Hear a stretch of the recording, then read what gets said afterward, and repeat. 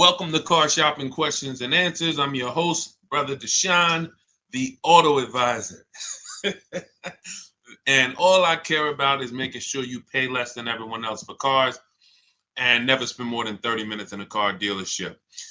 That's been my mission. I spent 14 years in the car business. Now we do these live streams to make sure you have the strategies you need to save thousands of dollars, because there's only three prices you can pay with any car. Three prices: market value, above market value, or below market value.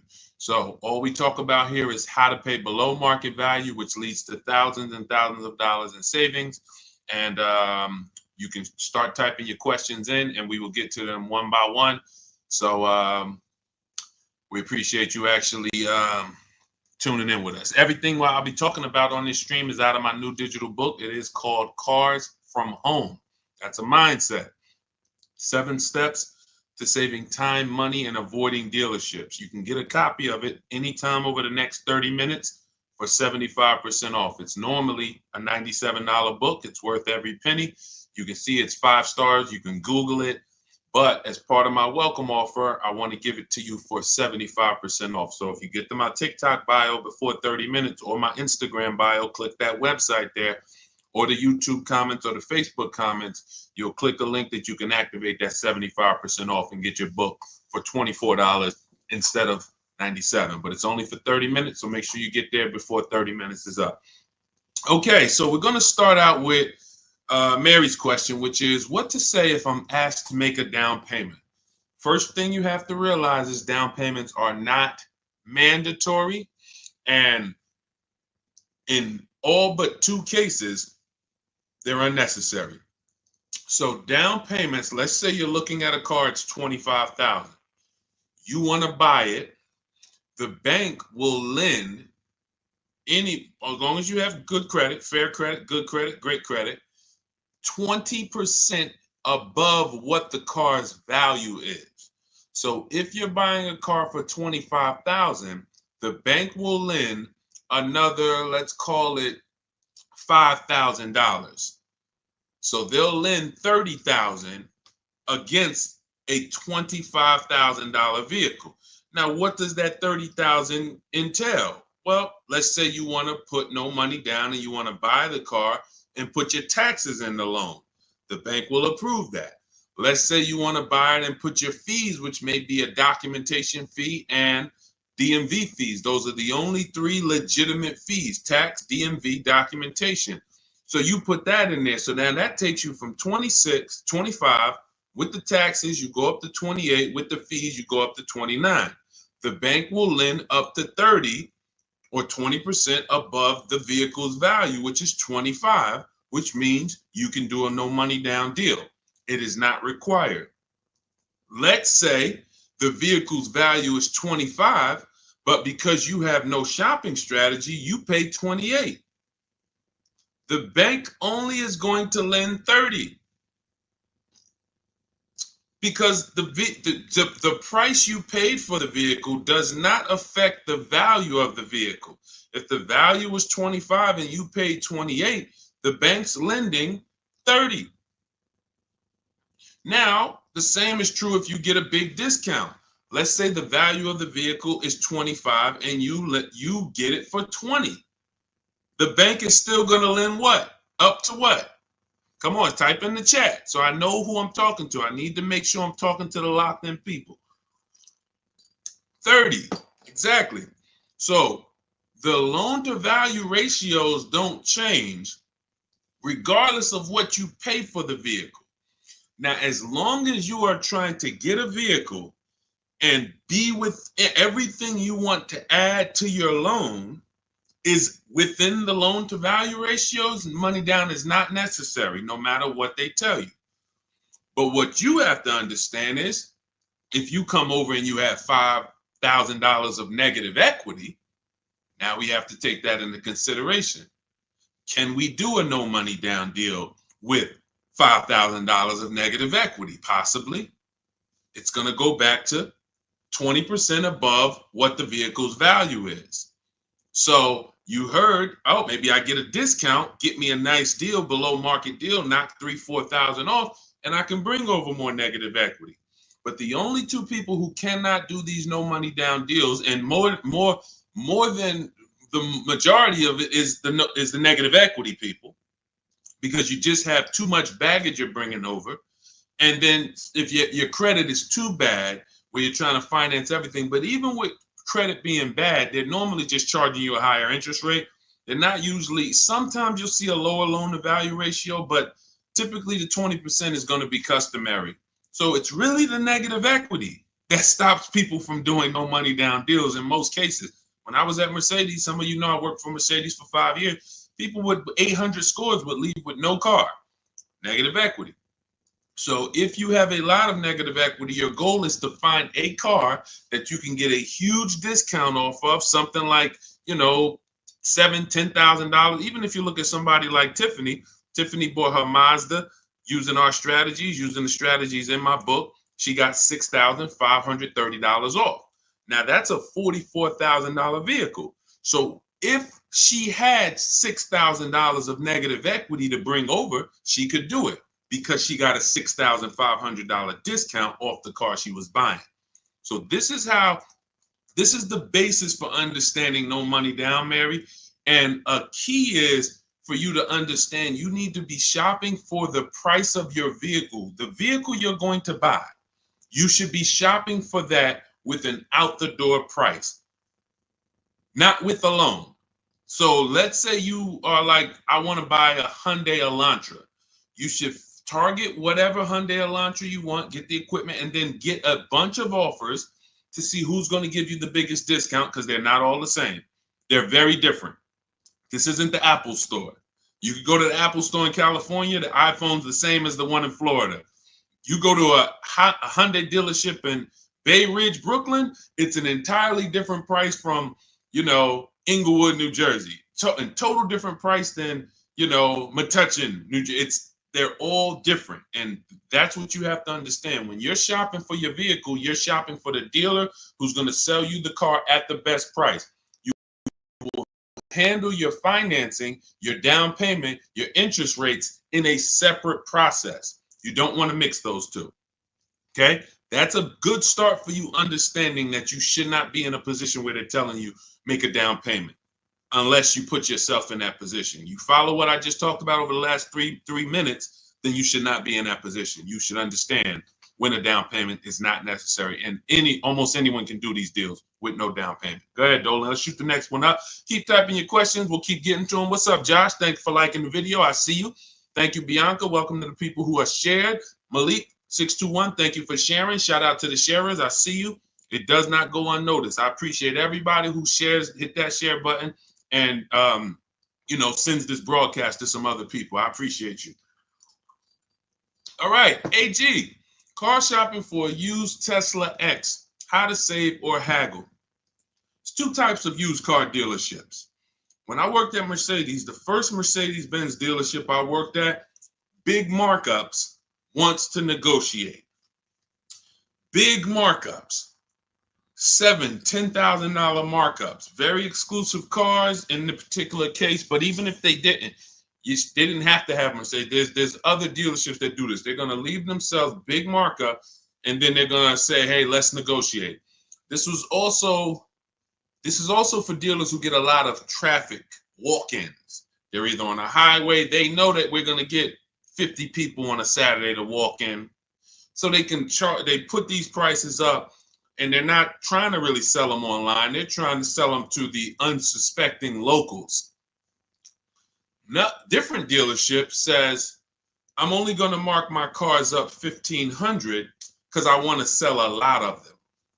This is an entirely different model, different mindset, different process.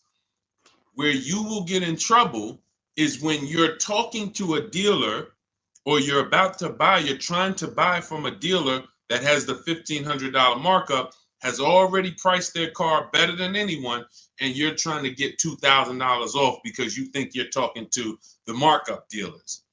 That's when you end up losing. So how do we know the difference? We use a process. In my book, I have a process called the multiple marketplace strategy, where we have all the marketplaces open where used cars are. If a used car is not on a website, you should not be talking about. You shouldn't be talking to anyone about it. If you can't find a vehicle on a website, a public marketplace, where every dealer wants to sell their cars, do not negotiate on these cars because they can make up prices. Let's say if it was on a website, it'd be 26. You come in, you're like, hey, I like that blue car. Hey, how much y'all asking for it? What's to stop them from saying, hey, yeah, it's not on the website yet. We're going to be asking 29. And then you're like, oh, that sounds kind of high. Well, what did you think? I'm trying to get to like 24. Now, meanwhile, if you'd have sold for 26, you probably would have, asked for, but because you think he's asking 29, now he could talk you down to 26 and you think you got a good deal. Meanwhile, the price they should have listed it for was 26 to begin with. So that's why it's a dangerous, unwinnable game to ever negotiate with a used car that you can't find on a marketplace, public, because that's where their competition is. So we're going back to our system. We're opening up all the marketplaces, CarMax, Carvana, Driveway, eBay Motors, Cars.com, Auto Trader, Car Gurus, and Carfax. 8 marketplaces. Now, all of these marketplaces have different cars. And sometimes you will see a marketplace that has a car here for 34, but the same car is on another marketplace for 32 because they lowered the price. But because you only look at Car Gurus and you're not looking at Carfax, you didn't see that when they lowered the price, this website updates faster than this one. So that's why we're on 8 marketplaces. And then we're narrowing it down based on the first thing you need to do is look at assess the market, I call it. In my book, in my multiple marketplace strategy, this is called assessing the market. What's the low prices? What's the high prices? Where the low side at? Low side is around 22. Okay, I see that. Now, the 22s are going to be garbage cars, accidents, frame damage, title messed up. But every now and then you see one for 22.5, 23, and it has a good Carfax and it has good service record, but it may not be the color you want. So now that has already set the market for you. I want it black, but I see a white one here. It has everything I want, but it's not the color. That means the low side of the market for that car is that. That's assessing the market. So now we're trying to find a vehicle there because, again, there's 3 prices that you can pay for any car. Market value, that's what negotiators pay. Above market value, that's what people who don't negotiate, can't negotiate, don't like negotiating pay. And then you got below market value, which is what people who use competitive bidding and put dealers against each other pay. Now, when we look at these low market, now we're trying to see, do we wait for a vehicle to pop up and can we screen down a couple vehicles to get to a top 3 or top 5 best choices? Once we do that, those are the vehicles, AJ, that we're going to see if we can make a final deal on, because they're already at the low side of the market. So what's going to happen? Either they're at the low side of the market and you're dealing with a dealer like the first Mercedes deal I worked up, meaning they're not going to sell the car for that price. They're going to try to mark up prep fees and marketing fees and all types of bogus fees, but they want you to come in first. They're not going to put that online. They want people to come in and say, hey, I saw this car. And then by the time, who's ever sat down, be honest, if you've ever sat down, you came to look at a car, they were asking like 22. But by the time everything got added up, they slapped like $7,000 more on it. Warranties, all types of stuff. And you're like, wait, who's had that happen? Type me if that's happened. And I need you to dialogue. Listen, I'm talking to the locked in people. Right, I see you, Josh, 100%. Okay, so this is a tactic. Look, absolutely. So this has happened to Judy, a lot of people. This is a strategy. It didn't happen by accident. They're purposely depending on people coming in, not calling in advance, and then they want to negotiate with them. Goes back to the first deal I said about the first deal I worked at. They want to negotiate. So the prices are so now that's what we verify. That's what we're only calling those top 3 to 5 dealers and saying, hey, besides besides the price here online, what fees do you charge? Once they say, oh no, tax, title, fee, doc, all right, now we know our last step is we need to get the original window sticker price so we can find out the true discount. Because we need to know, AJ, if we're dealing with a dealer who has the markup or not. And we never ask them for a discount over the phone. We go there because you got to understand I'm telling you how dealers operate because I've been inside. Every dealer who puts a used car on a website, we use a tool called V-Auto. It tells us where the vehicle we have priced at, where it ranks in the pricing. It'll tell us if we're in the top 3 best prices within 50 miles. It tells us that. So when you ask them for, hey, can you take off $2,000, $1,000 over the phone, especially if the car just got there, they're going to say, nah, listen, you can come in, we can see, but the car just got here. What we do is we drive there. We already know it's the best price on the market. So either way, we're coming home with a car. Unless it just doesn't drive well or something like that. Every now and then that happens. But usually when we leave and we know we've done our assessment from home, we're going to make that deal. That's how I did with my Infinity truck. I just had to test drive it, lock the deal up. When we do that, that's all we're doing when we get there. And we already know. Now, what we'll do, we'll ask them, hey, could you take off another $1,000? If they have it, they'll do it.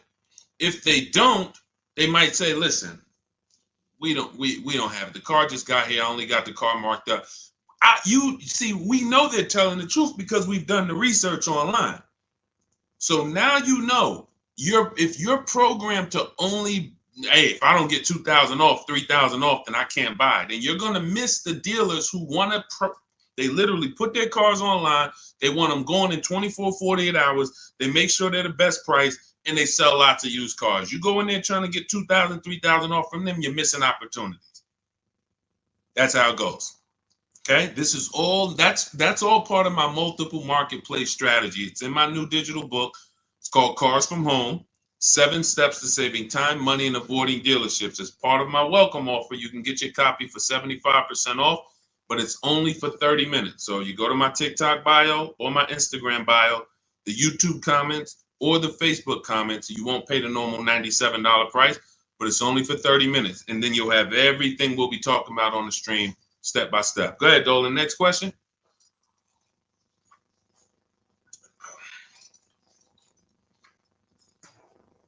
Okay, Mel, what's going on? A 5-year loan to buy a 2022 Jeep Compass. Is it good to trade in for a lease now? So this sounds like, Mel, you figured out you should be leasing, not buying. And now you're like, should I make that move now? In my book, step 1 is the leasing versus buying question, because this is the foundation of your car deal. You need to know how you're going to beat depreciation. So normally what happens is when people learn about the 8-year rule, which says if you're not buying a car to keep it for 8 years, then you should be shopping for a below market lease, not a purchase. So when people learn that, oftentimes they're like, okay, I know I'm not keeping this car. I'm in 8 years. Should I wait or should I transition to a lease now? There is no benefit to you waiting. As long as your equity situation isn't so bad where it's going to stop you from transitioning to a lease, the play is to move to a lease as soon as possible, because you're not going to get the money back you're putting into owning these cars. The only people that get the money back for owning these cars are long-term owners. 8 years, 10 years. We got people on here who have cars. I'm sure some of you have had cars for 8, 10, 12 years, maybe even more. We usually get somebody on here that has a car for more than 15 years. This is the people who get all the money out the cars. So if you're keeping a car in a short term, you're not getting the money out of them. You're putting the money in, But then when you go to replace it and you see how much you're getting back for it, you're like, wait, all this money I put in, this is all I'm getting back. That's why you don't want to put the money in. And that's what happens with below market leases. You look at somebody like Zafrina. Zafrina's driving a $65,000 vehicle, Jeep Grand Cherokee. I got it here on the screen. She's paying $579 a month, no money down. So $65,000 vehicle, that would normally be $1,200-1,300. She's paying $579 a month, no money down. She's never putting the money in. Raphael, she has a Jeep. This is her second car using our process. This is my second car. Look, she said it worked. Followed a 2024 Jeep Grand Cherokee 4x4. MSRP is $46,000. Well, it's $45,900, but let's say 46. Payments $549. That's a 1.19% lease. That's normally at $45,000 before we even throw the taxes in. That's normally a $900 payment on a 5-year loan. You can type that into any auto loan calculator and see. So you're going from $900 to $549. $900 is what people are paying to buy, unless they put more money down. And then, see, people never factor in their money down. So that's why I always, when I'm talking to you, I'm going to let you know how much it costs with no money down. Because if it's $900 a month with no money down, but you decide you want to put $15,000 down, you can't tell people, well, my car payment's only $700 a month. What about the $15,000? Let's divide that, and then you'll see, no, it was actually $900 a month that you put into this vehicle. So that's why I compare, in every case, no money down, so we can really see how much these vehicles are costing us. So when you're paying $900 a month, you need to try to get that money back. And after a while, you'll see if you pay the car off and you keep it a long time, it makes sense. If you keep a car, somebody just said I had an 03 Camry from day one. Look, 307,000 miles. Now, time heals all wounds. He could have paid $10,000 too much for that Camry. Just overpaid. He didn't know what he was doing. It was supposed to be 20. They charged him 30. But if he kept the vehicle 20 years, do you see how that doesn't quite matter? What would matter is the short term. The short term. So the key is understanding, if I'm not keeping my vehicle long term, 8+ years, I shouldn't be buying, because I'm not going to beat the depreciation.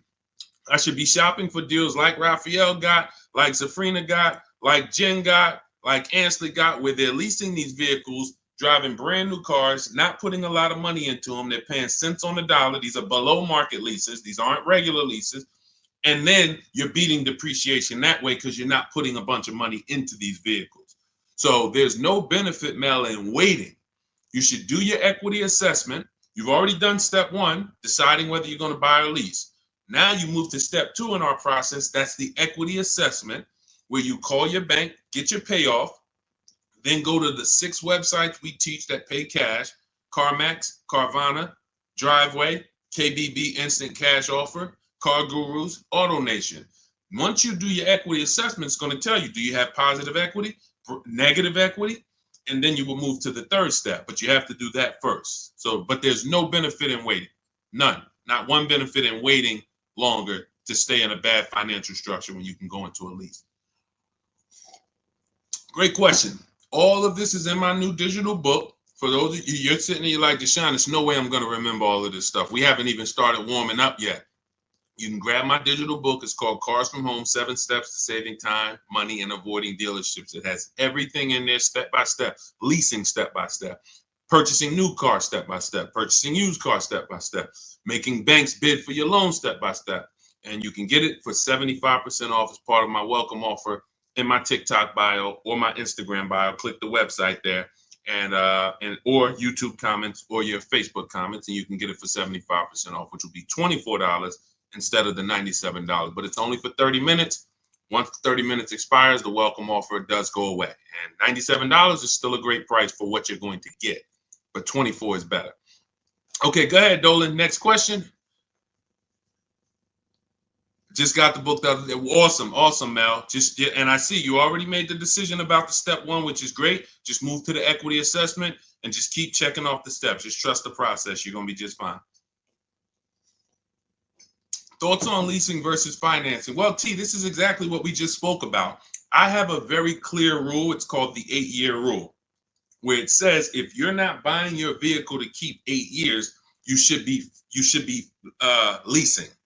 And not just getting any lease, you need to get a below market lease, because some people will tell you leasing, this is when you know it's bad. When a dealer tells you leasing is the same price as buying, you're dealing with an 80% dealer, which means they are going to charge you a lot of money. And that lot of money is trying to discourage you from leasing, but that's not what a lease deal would be if you shopped around. So look at Ansley. Ansley has a 2024 Infiniti QX60. It's a $58,000 vehicle. He got it for $554 a month. Only first month's payment down. I want you to pay attention to these details. We're not putting money down to get to these payments. These are what is called 1% leases, or anything below 1.5 we consider a good deal. Anything below 1% we consider it a steal. So it's a steal, it's a deal. And over 1%, over 1.5%, I say in my book, it's time to chill. We don't lease those. We don't sign those leases. They're bad lease deals. But look at Jen. Jen pays $512 a month. Now, normally these vehicles that they're buying would be $300 to $400 more per month if they bought them. So when you take somebody like Danielle's Audi. It's a $45,000 Audi, 44 and change. If she bought that vehicle, she's looking at a $900 a month payment, no money down, 5 years. She's leasing it, no money down, $550. So she's paying, call it almost $400 less per month, because we didn't even put the taxes into the price of the vehicle. So if we put taxes into that MSRP, then it might be around $48. And her payment's probably going to be about $950 for 5 years. She's paying $550. Now, let's just to give you an example to understand it deeper, let's say she got a big discount off this Audi. Let's say they knock off even $10,000 for her, which would never happen. But let's just say she knocked off, I just want to prove a point here. Instead of 48 with the taxes, let's say she gets a big discount. She's at 38 now. How much is the payment on $38,000? Some of you know every $5,000, and that's going to be a little, roundabout math for you to do. Every $5,000 is about how much per month? Let's talk to the people who know this. Every $5,000 on a car loan that you look at every $5,000 is about how much per month? Not 1,000, Mel. I think you typed an extra zero by accident. Yes. $100. Yes, $100. Yes, I see a lot of people. Look, thank you, Cleef. Yes, I listen, man. I love the locked in people. Shout out to the people who locked in, following, and learning from what we're talking about here, not just letting it go in one ear and out the other. So when you look at a $10,000 car, you should automatically think that's $200 a month. $20,000 car, $400 a month. $80,000 car, you should be thinking, okay, that's $1,300 a month. So when you have these parameters, you don't get in trouble and you don't let people slap you in long loans. And how my payment so low? That's because you're in a 9-year loan. So when you have these parameters, you can't be tricked. So let's go back to, if she got a big discount off that Audi, 38 instead of 48. She's still looking at a $750 payment, $775. She's paying $550. So that is an example of how it's nowhere close. Even with the biggest discount you would get off of a brand new car, a below market lease is still so much lower from an investment standpoint, from what's coming out of your household. And let's take one more scenario, and this is all tied into the 8-year rule. When I say you can make it easy on yourself and just say, if I'm not keeping the car 8 years, I'm going to shop for a below market lease. Now I'm explaining the math behind it so that there's math behind it. So all right, I didn't just pull the 8 years out of my hat and say, hey, there's math behind it. So let's look at one more scenario. Let's say Danielle, somebody says they want to get a used Audi, because there's some of you you're like, well, Deshone, what if I buy used? Does it still make sense? Does the 8-year rule still apply? Because I'm going to knock, 20, 30% off the price. If I get it used, now it makes sense to buy, right? No, it doesn't. Let's go deep on this. So let's say Danielle, instead of 44, where her Audi is, let's say she finds a nice one for 28. 3-4 years old. I'm being generous. She finds a nice one for 28. With taxes, let's just round it out to 30. That's her all-in price. She finds her a nice 3 to 4-year-old Audi. 1 year left on the warranty, and then she's going to be on her own. $30,000. What's her payment? 5 years. What's her payment? Let's go. Type in. $30,000, $600 a month. Thank you. $600 a month. So we just took some very clear scenarios, and we took 35,000 would be 600 a month. Would be 700. Josh, 30,000 is going to be 600. Yep, you got it. I see you updated it. So now let's look at this. We have a scenario where Danielle's driving a brand new Audi for the next 3 years, $550 a month. Had she bought a brand new one with a dramatic discount, she's still be with a regular discount, she's going to be $900 a month. With a dramatic discount, she's still going to be it was close to it was 38. So 38, still close to almost $800 a month, $775. Then with her used version, if she bought a used version and got a great price on it, 28 plus tax, she's at $600. So every one of those scenarios is much more expensive than the purchase and then the lease, than the below market lease. And frankly, you can't really compare a 3-year-old, 4-year-old Audi to a brand new one. You just can't. Because you're only you're paying $600 a month, I'm paying $550, but the benefits even outweigh that. You're gonna have no warranty after a year. Anything goes wrong, you're on your own. You're going to, 3 years from now, your vehicle's going to be 7 years old. 3 years from now, I'm going into a brand new, another version, 2028 or whatever's going to be out then. So there's no comparison. When does the buyer win? The buyer wins in the long run. You can see the buyer's losing in the short term, right? In every one of those scenarios I just laid out, the buyer is clearly losing. Brand new car buyer paying $300, $400, $500 a month more than the below market lease, losing. The used person got a payment closer to the below market lease, but look what they're driving. 3-4-year-old car. It's going to have no warranty soon. They're going to be on their own. And then the majority of that time they have it, they're going to have no warranty. That is the life of the buyer. But after 8 years, the money paid starts to stack for the lease person. Because if I'm paying $550 a month, all right, let's say Danielle gets 3-4 Audis in a row. She just got 4 Audis, every single one of them, she gets below market deal $550. Below market deal $550. After she gets to year 8, she's paid more than these other people. Year 8, she's paid more. So at that particular point, financially, the buyers are ahead. But before that, the buyers have lost because Danielle's driving better vehicles for less. That's why it's the 8-year rule. This is the first decision you make, because if you make this wrong, you lost. If you go in to buy a car, if you go in and you buy a car, but you should have leased, you lost. I just showed you. Doesn't matter how good of a deal you got. Man, Deshone, they knocked 15% off for me. Does not matter. If you're going to replace that vehicle in 3, 4, 5 years, you would have been better off getting a below market lease and never tying up all of that money in the vehicle. That makes sense? Type $signs if you're clear on that. Type $sign, $sign if you're clear on that. All of this is in my new digital book. That's step 1.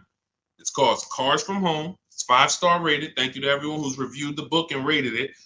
And it's called Cars from Home, 7 Steps to Saving Time, Money, and Avoiding Dealerships. That was step 1, which is our leasing versus buying question. That's how we put our deal on the right foundation. And that's the most important question. It's literally called that in the book, the most important question. How many years are you going to keep the next car?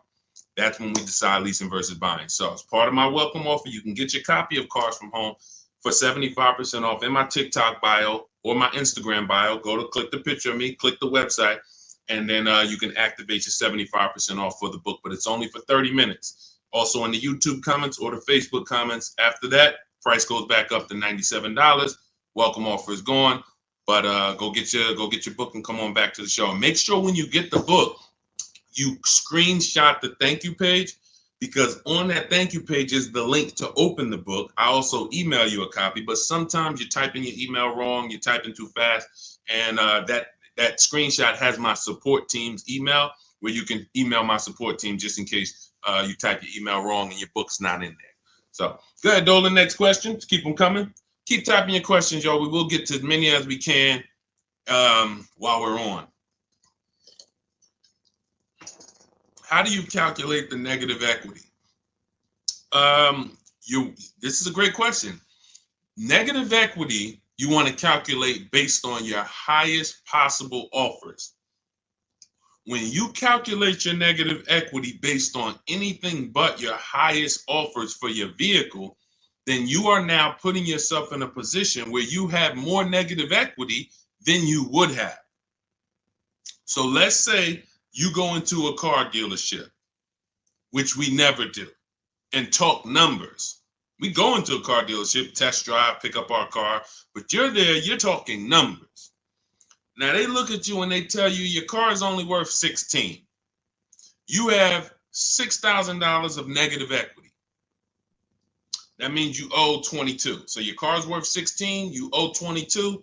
They're telling you you have $6,000 of negative equity.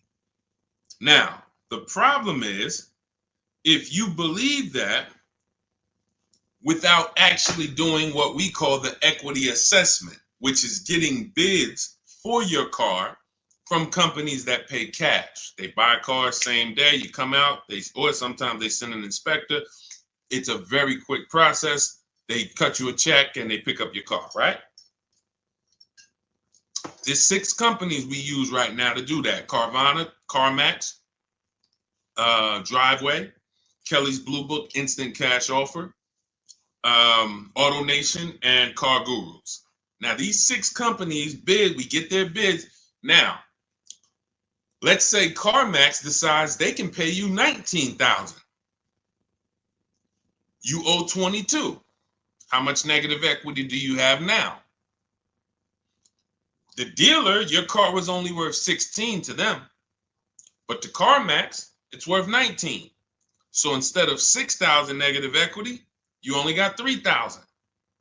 But if you didn't get the highest offers for your vehicle, your negative equity is going to appear larger. It's going to be larger. And it's not because it should have been. It's because you didn't employ strategies to maximize your vehicle's value by putting it on the open market. You wanted to do a quick deal and you took less money than you could have gotten trading in a car. We don't do that.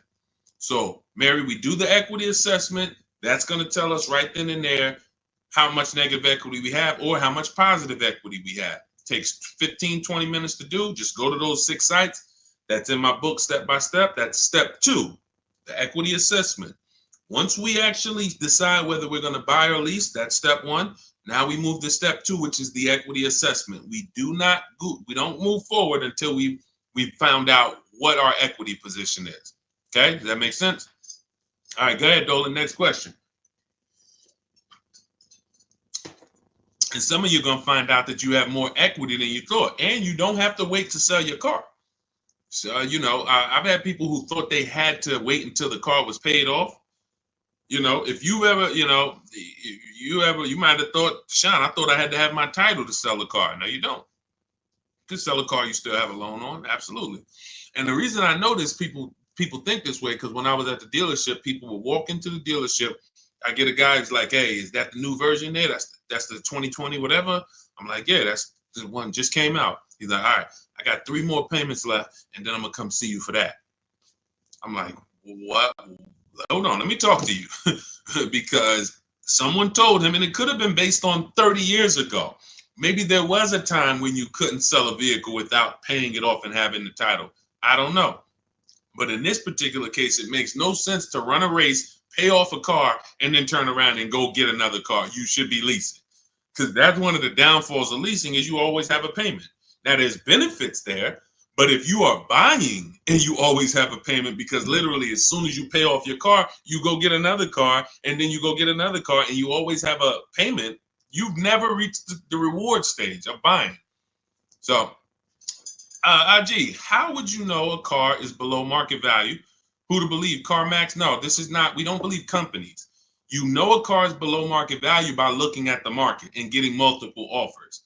There is no quick, oh, let me plug this in and this tells me this. We don't trust anyone. There's no trusting or believing anyone. You want to assess the market. If I'm looking at a bunch of used cars and I'm looking at, okay, 2020 to 2022 Honda Civics, I can see what the low side of the market is. They're at 19. I can see the middle of the market is about 23. Then I can see these all of my other ones, they high. I need to know where the low side of the market is. If I'm leasing, everything we do with buying, if we're buying a new car or we're leasing, we use a strategy in my book called the 25 to 5. We connect with 25 dealers online. We're going to get 5 offers. This is for new cars and leases. Assessing the market for these cars comes through multiple offers. So when I look at, let me give you an example. I'll use an example like Teddy. So Teddy gets multiple offers. How does he know that his BMW deal is a below market deal? Says here, look, the post is a bit wordy, but I'm too pumped. I will never lease another vehicle any other way. From start to finish, this deal took 6 days. Connected with 25 dealers online. We do this in 20 minutes. I'll show you in my book how to do this in 20 minutes. 4 nearby states. He's on the Indiana border. I received 10 offers. I only use the scripts provided. So I provide you with email scripts, copy and paste, because I know everything these dealers are going to say. Obviously, I was a car dealer for a long time, so I know the canned responses. So I wrote the email templates to respond to them. Now, he ends up, this is a $73,000 vehicle.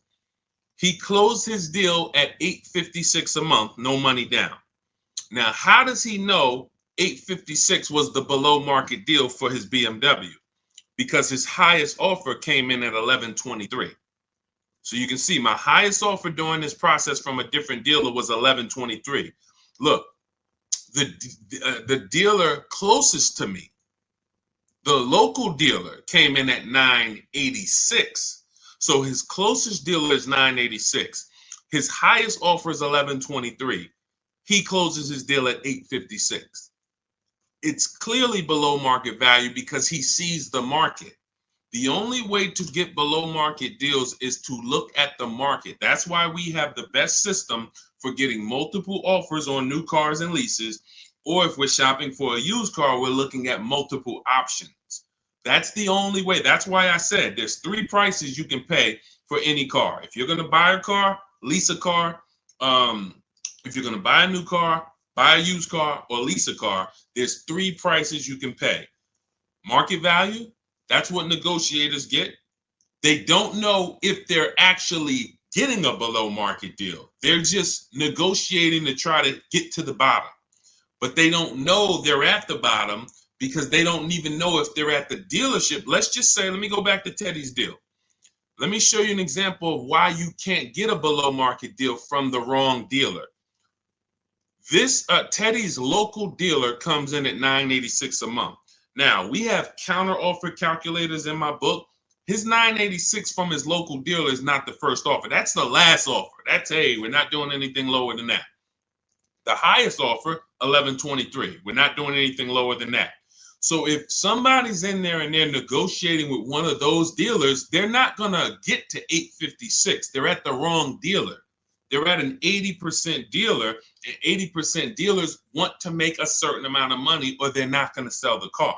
If they can't make $5,000, they're not going to sell a car. $7,000, whatever it is, I'm not going below this. Meanwhile, the dealer who beat everyone's offer at $856, maybe they only made $2,000. Maybe they only made $3,000. Who knows? But the point is, they said, I don't need to make all that. I'm going to beat my competition and sell this person a car. That's a 20% dealer. That's why I say negotiators pay market value. People who don't, if you don't negotiate and you're like, man, Deshone, I just go and I close my eyes and just wake me up when it's over and I could drive out of here. You're going to pay above market value. So you're gonna, because you just don't have any, you don't have any fight in you, you have no strategy. But below market is reserved for the people who are putting dealers against each other, because it's the only way to know you got a below market deal is when you can look at enough options and know that you paid less. It's like this with anything. It's not just cars, TVs the same way. If you were buying a 100-inch TV, how would you make sure you're getting a good deal? You're going to look at probably 30, 40 TVs in every website. Then you're going to be, oh, this one's on sale, $699. All the rest of them is $900 and $1,000. Clearly, that's the below market deal. Same principles. Same principles. Go ahead, Dolan. Next question. You know, coincidence. All I do is teach you to shop for cars like you shop for everything else. Everything else in life, you shop this way except cars. Cars, you shop a way you wouldn't shop for anything else the way you shop for cars. Think about that. Am I right or am I right? Type right if you know I'm right. The way you shop for cars and buy cars, you won't buy anything else like that. You don't buy houses like that. You don't buy jewelry like that. You don't buy, maybe jewelry. That's a little, you know, because it's sometimes tough to put people against it. But you don't buy TVs like that. You don't buy furniture like that. Just walk in and, all right, go back and forth. No, you're comparison shopping. You're using the internet as your friend to get the information and start to have multiple options. That's all we do when it comes to cars. That's why we win easily. It's no struggle when you're using the internet to put people against each other. The struggle is going in and battling and begging someone to take money off when you're already about to spend 30, 40 grand with them. Imagine that. You're about to make a $40,000 transaction and you're just begging, come on, can you take off another 500? Just $40,000. All right. Best SUV to buy. This is all subjective. If you want to look at ratings, feel free to do that. I don't recommend cars because it's just too subjective. There's over 40 car companies. All of them have vehicles in every size category: compact, midsize, large, 3 rows. So there's so many categories. The key is this: find one you like based on looks. I like the look of that. And then you can come home and do what we call a quality check. This is in my book. This is in step 4. This is when we make sure the car we're shopping for is a good car. Some vehicles have a bad DNA. I want you to remember this. DNA you can't get around. You cannot repair DNA. So if a Nissan has a particular transmission that goes out between 80 and 90,000 miles, I never get it, because I would never buy that car, because there's nothing I can do to escape what might happen. It's just literally the luck of the draw. Maybe mine doesn't go out at 80, 90,000, but these vehicles are known for the transmissions going out from 80 to 100,000 miles. That's why you'll notice a lot of Nissans for sale. They got like 80,000 miles on them, 90, because people get rid of them right when the transmission starts slipping or right before it goes out. That's what happens. So you can, and this is not all Nissan. So you need to, we always type in the actual car to Google, and we type in 2000, we put the year, the make, the model, 2000 Honda Accord reliability, 2018 Nissan Altima longevity. There's three words that we use that you need to get familiar with: initial quality, reliability, longevity. This takes 5 minutes to do. Initial quality tells you, what does the data say? What are people saying about the vehicle the first 90 days? So if you're leasing a car, you're going to buy a car new or you're going to lease it, you need to know what the initial quality reports are. What are the owners saying the first 90 days of the vehicle? Is it in the shop? Is it electric problems, little malfunctions, blind spot, whatever? That's initial quality, first 90 days. Reliability is your first 3 years. So you need to know, what are people saying about this car, not my neighbor. Not my neighbor. My neighbor owns one of them. There's 10,000 out here. What are they saying? Maybe my neighbor got a good one. You know what I'm saying? Your neighbor might have just got a good one. But I need to know, what are people saying about this vehicle the first 3 years? That's reliability. And then longevity is the long run.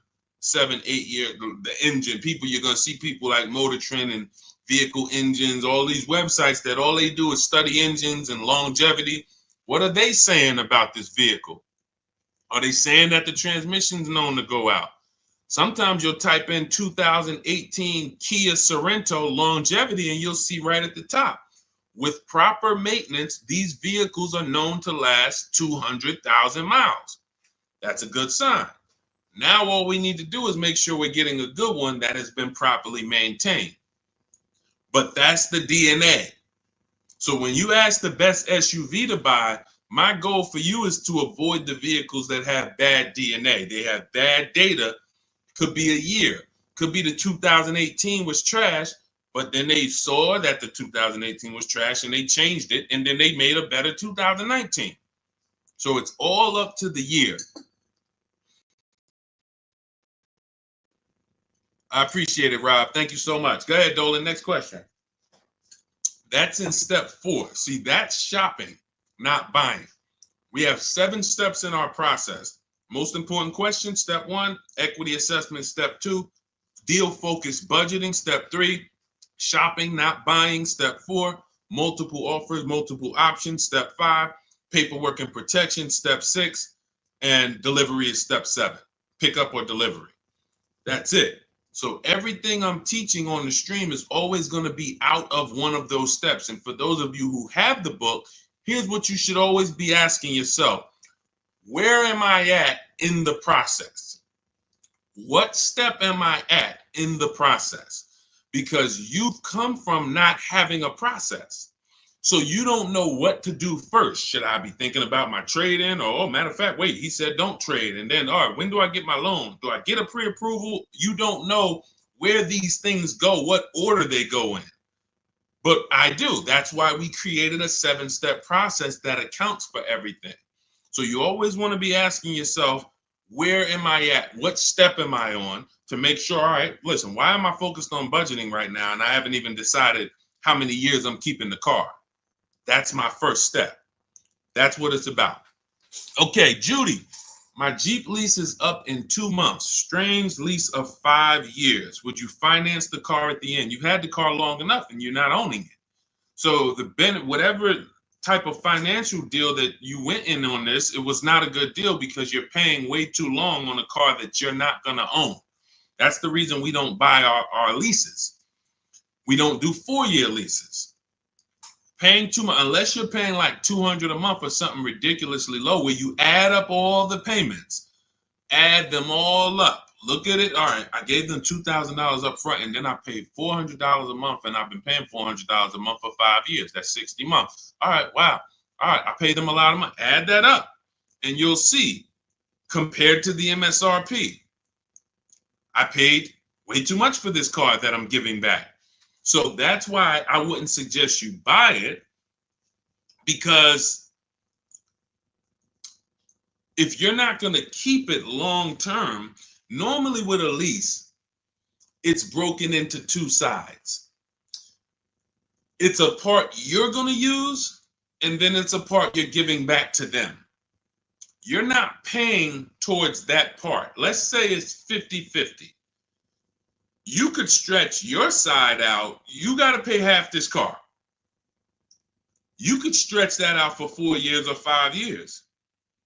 But it has nothing to do with that back end. You're still going to owe. If you want to buy this thing, you still got that other half. So I don't know what your lease deal is, but if it's structured like a normal lease, you've just broken down your side. You're not paying it. Now, if you've paid into the car, 60-70% of the car, but I don't think you have, because that wouldn't be a lease. That would be a loan. That would be like, hey, I'm paying the car off. I paid it off for 5 years. I only got 2 years of payments left. I should only owe a small amount. If that was the case, then that's different.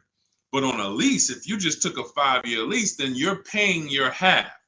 You're not paying towards the back. So you might have a very, very low payment, but you're not actually building, you're not paying towards the car. You're only paying towards the half you're going to use.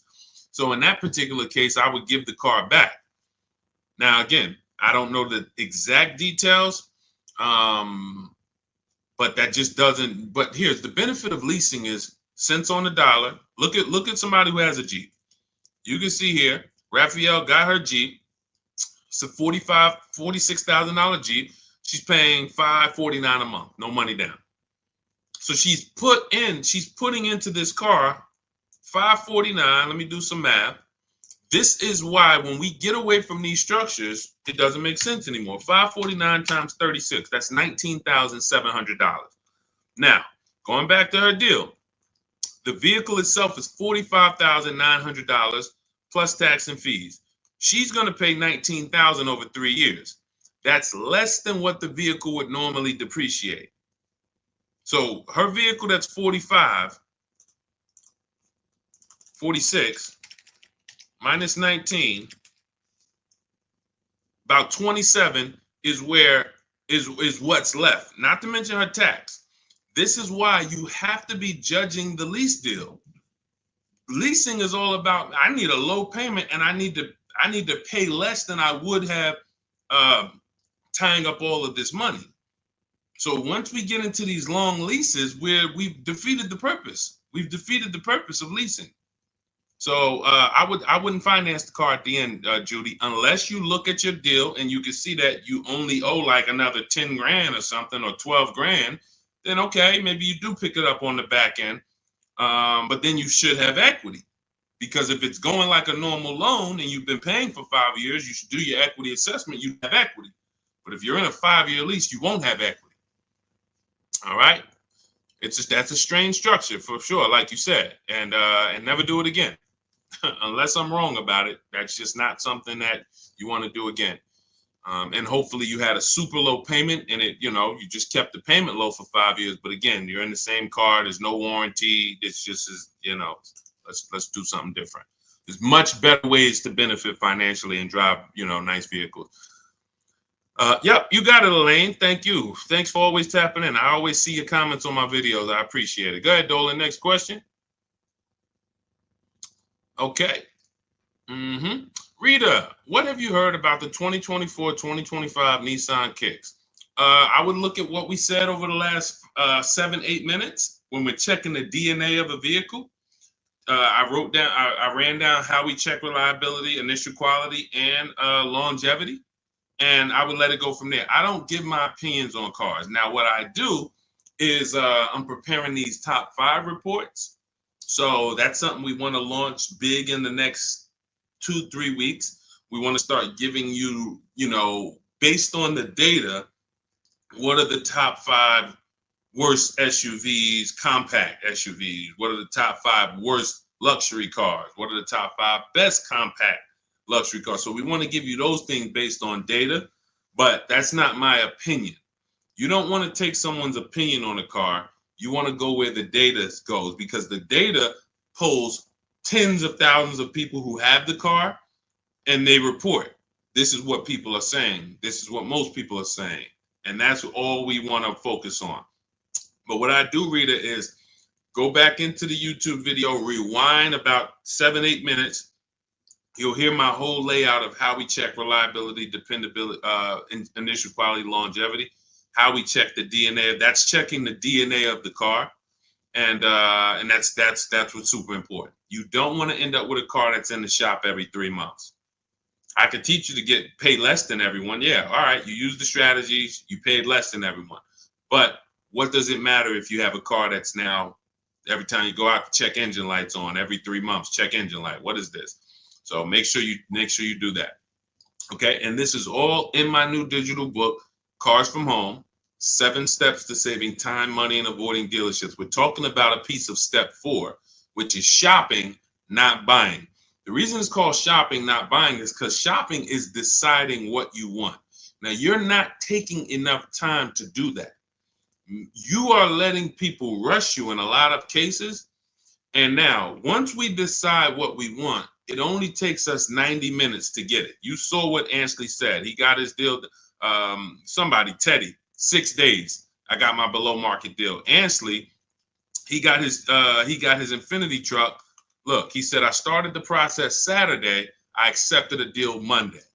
It's quick. By the time we hit the market, we are seeing below market deals like that. So it's not even a matter of needing a month or 2 or 3 to be able to do this. Now, if you have time, you can watch the market, because deals change every month. So you can watch the market and see, okay, let's see the lease deals next month. Let's see where the used car price is going next month. Are they going down, up? So if you have time, that's a benefit. But even if you have a week, you can still get a below market deal. So that's step 4, shopping, not buying, deciding what you want. And when you do this the way I'm teaching you, you'll never worry about getting a car and then 3 months later you're like, man, I don't like this car. I need to replace it, which is a loss, because you're going to lose money, because you already depreciated the car. Now you're trying to replace it. So you're going to lose probably 15% of the value, whatever you paid for it. So we don't want to do that. You want to take the time to shop. You want to choose your vehicles wisely, test drive them, and you want to enjoy the process. And you will enjoy the process when you stop mixing buying with shopping. Let me say that again for those in the back. You will enjoy the shopping process, which is deciding what you want, when you stop mixing that with buying. Hey, Charlie, we're going out this weekend. You and your mother, we're going to go test drive some cars. We're going to go see the Nissan. Then we're going to go to the Chevy dealership. And I want you to sit in the back, and I want you to make sure that you can get all your football equipment back there. We're going to look at like 3 different vehicles. Oh, that sounds good. That sounds good. Now you're at the first dealership. You see it. Okay. All right. What do you think, Charlie? This is nice. But yeah, this is nice, Dad. I like it. Let's go see some other ones. Next thing you know, the salesman says, hey, well, we got a sale today. So 1-day sale. Oh, now you're sitting down. Now you're sitting down. What are you talking? Well, Dad, what's going on? I thought we were going to the other dealerships. Yeah, son, hold on. Me and Daddy and Mom, we're working a deal here. Next thing you know, you're buying, not shopping anymore. And this is how you leave money on the table. Don't shop competitors. This is a tactic. Call them the showroom shackles. They want you to sit down. Just picture. Remember this. Every time you sit down at a dealership, just picture shackles coming out of the armrest of the chair, and because isn't it like that when you try to get up? Doesn't it feel like you're shackled? When you try to get up, hey, some of you can't even get your keys back. Hey, where my keys? Hey, you got my license? Hey, who has my driver's license? Hey, did you give me back my license? So this is a tactic. So once you understand, we avoid all of this. We never talk numbers in the dealership. When we're there to shop, which is decide what we want, test drive, go home. If that's the vehicle we want, we will be reaching out to buy it from home, online, by email. And if you're going to do it your way, you can call around, you can call them, but do not discuss numbers at the dealership. It's a losing battle. You have no leverage there. Go ahead, Dolan. Next question. All right. If you're getting value out of the stream, can you type a $, $, $, just send $, $. Let me know you're getting value out of what we're doing. Every time I see the $, I appreciate it. It lets me know we're connected and you're getting what we're talking about. Thank you, Sherwin. Thank you, Raphael. Thank you, Rob. Appreciate you. All right. Listen, let's go. Next question, Dolan.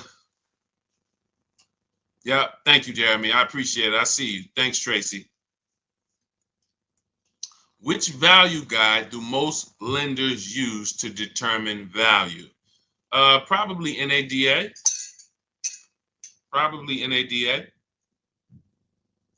But you should be shopping for below market deals. You could, if most people are paying 25 and the bank's using 25 as the value of the car, I don't want to pay 25. Why do I want to pay what everyone else is paying? So using the strategies we're discussing, multiple offers, low market, everything we're doing, you're in a scenario where when you pull up to someone with the same car, you've paid 2, 3, 4,000 less than them if they got market value. If they paid above market value, you might have paid 6,000 less than them. And this happens. Unfortunately, it happens sometime at one dealership. I remember I was at a Mercedes dealership and a customer comes in, he's going nuts. He's like, hey, I got an E-Class. Me and my neighbor, we go out to dinner the other night. We got the same car. I'm paying $200 more than him a month. He was pissed off. Now, how does that happen? One person paid above market value. Maybe the other person paid below market value or market value, but it's a $200 spread. Same vehicle. So when you're using what we're talking about, what you're learning in my book, what I talk about on these streams, you are not anywhere near what lenders should be looking at you and saying, man, that's be good. I don't know how you got the vehicle for that price, but that's a good loan to value ratio. In case the vehicle gets totaled, we know that we're in a good position. We know, rather than, hey, this guy has a vehicle, it's worth 27, but he bought it for 28. He's cutting this thing close. He needs gapping. So, all we care about is below market. We're not interested in none of these high prices, and how bad they are for other people, unfortunately. Go ahead, Dolan.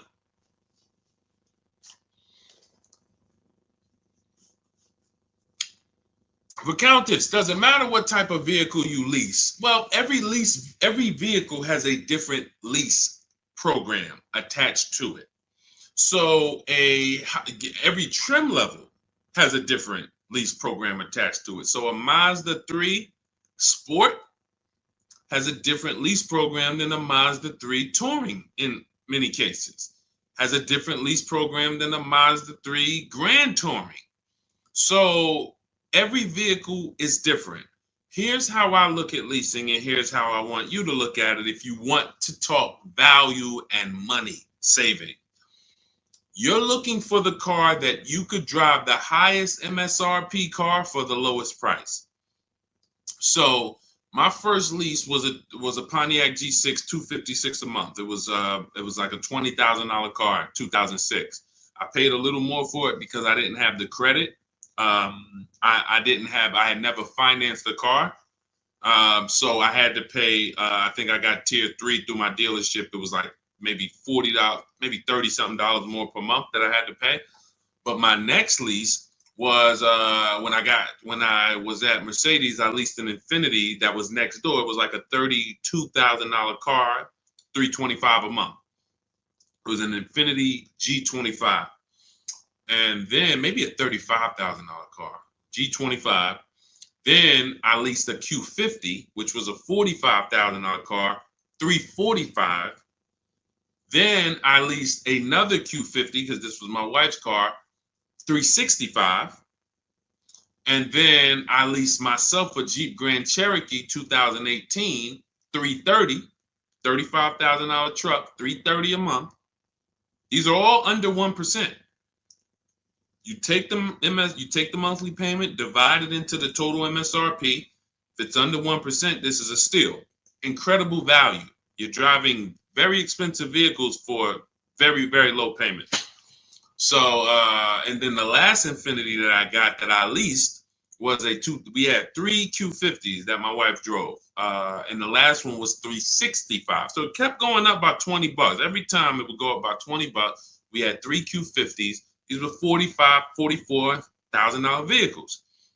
So that's how I approach leasing. Now, I might look at another vehicle, the same $45,000, but the lease program is not as aggressive. Once I shop my offers, maybe I'm at $500 because it's a different lease program. The lease program, in order to be at a 1% lease or close to it, you need a lot of support from the manufacturer. You need rebate, you need incentive, and then you need to get bids. So you can have a great lease program, but if you're at an 80% dealer, you're not going to see these deals that I've been showing this whole stream. You're not going to see any of these deals. You need a great lease program, and that combines with the bids that you're getting. And then once you get that, you can see, am I at 1%? Am I at 1.2%? Am I under 1%? Zafrina got a 0.88% lease on that Jeep Grand Cherokee, the electric version. She got a 0.88% lease. Ridiculous. $65,000 vehicle right here. She's paying $579 a month. No money down. $65,950, $579. That's a 0.88% lease. Ridiculous value. Ridiculous value. So the lower value, the lower percentage, the better. I max it out in my book. I teach you the 1.5% rule. 1.5%, we don't lease above that. We don't lease cars where the lease deal is above 1.5%, because when you add up all the payments, you're paying too much for a car you're giving back above 1.5%. It doesn't make any financial sense to lease the vehicle at that point. We just go to another vehicle. I've had people that said, Deshone, I wanted to lease the Range Rover. I got all my offers back. It was 1.6, 1.7, 1.9, 2. What do you think? I said, pick another vehicle. Go back to the Range Rover in 3 years. Maybe it'll have a better lease program then. There was a time, I remember Range Rover Sports had a great lease program. There was a time where the Velar had a great lease program. It goes away. And then they're like, hey, you know what? We need to sell some of these. It comes back. So, but it's so many vehicles out here. It doesn't make sense to lease something where you can't get it for below 1.5 or even lower, because there's just so many vehicles. You can find one with a great lease program using what I teach. Every vehicle you shop, it's only going to take you 90 minutes to see the market. Once you get to step 5 in my process and you're actually shopping the market for lease deals, it only takes 90 minutes to go to the websites, copy my scripts, and then get the offers back. So you can do this for 3-4 vehicles over a weekend if you want. But that's what you need to do, and then you determine what's the best value for me. Simple. I'm only leasing vehicles that I know I can drive them for cents on the dollar, and they're expensive vehicles. I don't even do 1.5. Sometimes you'll see somebody, they really like a vehicle. I always say, if you really like a vehicle, you shouldn't be leasing. If you're leasing, you don't love a vehicle. So let's put that out there. If you're switching vehicles every 3, 4, 5, 6 years, you don't love the vehicle. People who buy their vehicles to keep 8, 9, 10 years, then we can talk about love. But leases, they so fast. You lease a vehicle in 2.5 years, you got to start thinking about what I want next. 2.5 years, what I want next. So there's no love here. You just find something you really like that has a great lease program where you could pay these low prices, and then you move on and you do it again in 3 years. Don't fall in, that's what leasing is about. All right. So, and look, I saw somebody say that Audi, there's no rhyme or reason. All you can do is pick a vehicle, shop the market. There's no Audis have the best lease deals, Jeep Grand Cherokee, because look at how many vehicles are within Audi. You have the Audi A4, and then I told you have different trim levels. You have the Premium Plus package. You have Audi A6. You have the Honda EX, EXL, Touring. These are all different lease programs. So there's no way for you to say, oh, well, I know Jeep Grand Cherokee Limited, they have a good lease program. No, you pick a vehicle, shop the market. None of these people who got these lease deals thought that, or none of the, even the people who purchased, no one, Sean saves 20 grand off his F-150 Lightning. He didn't know he was going to save that much money. Kimberly, Maserati, she gets $21,000 almost off the vehicle. She didn't know that. She didn't pick the Maserati because she knew she was going to save $20,000. She said, hey, Maserati's my first choice. Let me go shop for it. Oh, below market deal on this is $20,000 off. That's the way it works. Look, at the time last year, Eddie bought this 2023 Toyota Camry hybrid. They were extra hot at the time. He shops his best offer at that time is $2,086 off of MSRP. They had no rebates. He got multiple offers, and he said there were several dealers still charging MSRP over MSRP. Now, the market's changed on these in a year, but at the time, that was the below market deal. So no one goes in knowing how much a below market deal is going to be. You pick your vehicle, use my strategies, you get your offers, 24 hours, 48 hours, you have all the offers, you can see, how does it look? You got 5 offers, 7 offers, how does these look? Oh, wow, I'm saving $6,000. That's the best offer. All the other ones are saving me less than that. Oh, here, I'm saving 10 grand. Then you make your decision. Simple. And once you know how quick it is to actually do this, it's going to blow your mind, because you're going to say, any vehicle I'm considering, I can shop the market on it in 90 minutes and know what the below market deals are. Very empowering. So everything you're learning is out of my new digital book. It's called Cars from Home: 7 Steps to Saving Time, Money, and Avoiding Dealerships. This is a 7-step process for below market leases, below market new cars, below market used cars, step by step, A to Z. There's nothing left to chance. You can get your copy of it for it's normally $97, but 75% off, as long as you get to my TikTok bio before the 30 minutes is up, or my Instagram bio, or the YouTube comments, or the Facebook comments. That's my welcome offer. It's a digital book, so it will be in your inbox immediately. As soon as you get your book, make sure you screenshot the thank you page, because that does have my support team's email, just in case you type your email wrong. We can't email a book to a wrong email, so you could always reach out to my support team. And also on that page is the link to open the book. So as soon as you get it, you might want to open it, save it to your computer, but save the master link, because anytime I update the book, you actually get the updates. A couple months ago, Vroom went out of business. Vroom used to be in our equity assessment, used to be on our used car marketplace reports. They go out of business. We got to delete them. I went into the file, removed Vroom. Everyone who opened the book after that never saw Vroom again. So you keep the master link. That way, when I update the book, you get it. I don't charge for updates. I want you to win. That's why I'm giving you the welcome offer, where you could even get it for $24 instead of $97. But even if you miss the 30 minutes, you should go and get your copy for $97, because what you're going to benefit from is going to be 10 times worth what you paid for it. But if you get there before 30 minutes, you can actually get it for $24 instead. So go get your book. I appreciate you tuning in. I want to see you win. Make sure you email me your car deals when you make them. Send them to me by email. I love to see your deals, so I can bring them into the show and keep, talk about you the same way I'm talking about everyone else. And we'll make this happen. Keep unlearning. Leave everything you learned at the door. When you get my book, don't bring any of your old ideas to me. Trust our process. Leave all of that old way at the door, and your success is guaranteed. So I'll see y'all on the next stream. God bless you.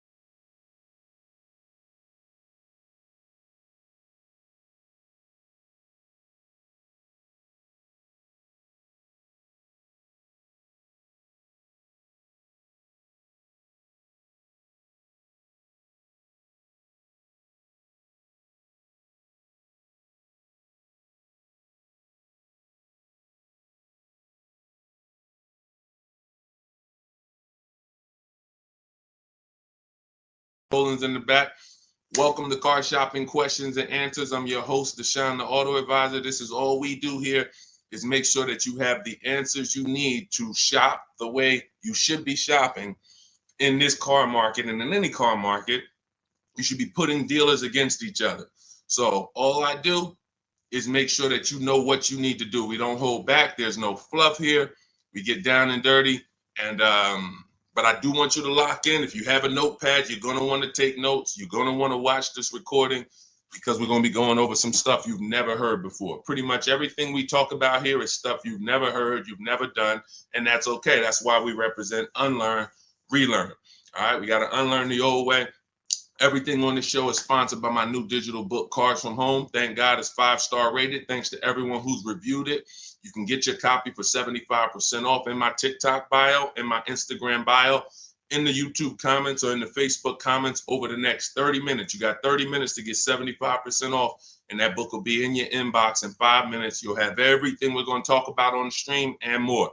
All right, so let's get started with the first question. What's a good mileage on a decent first car?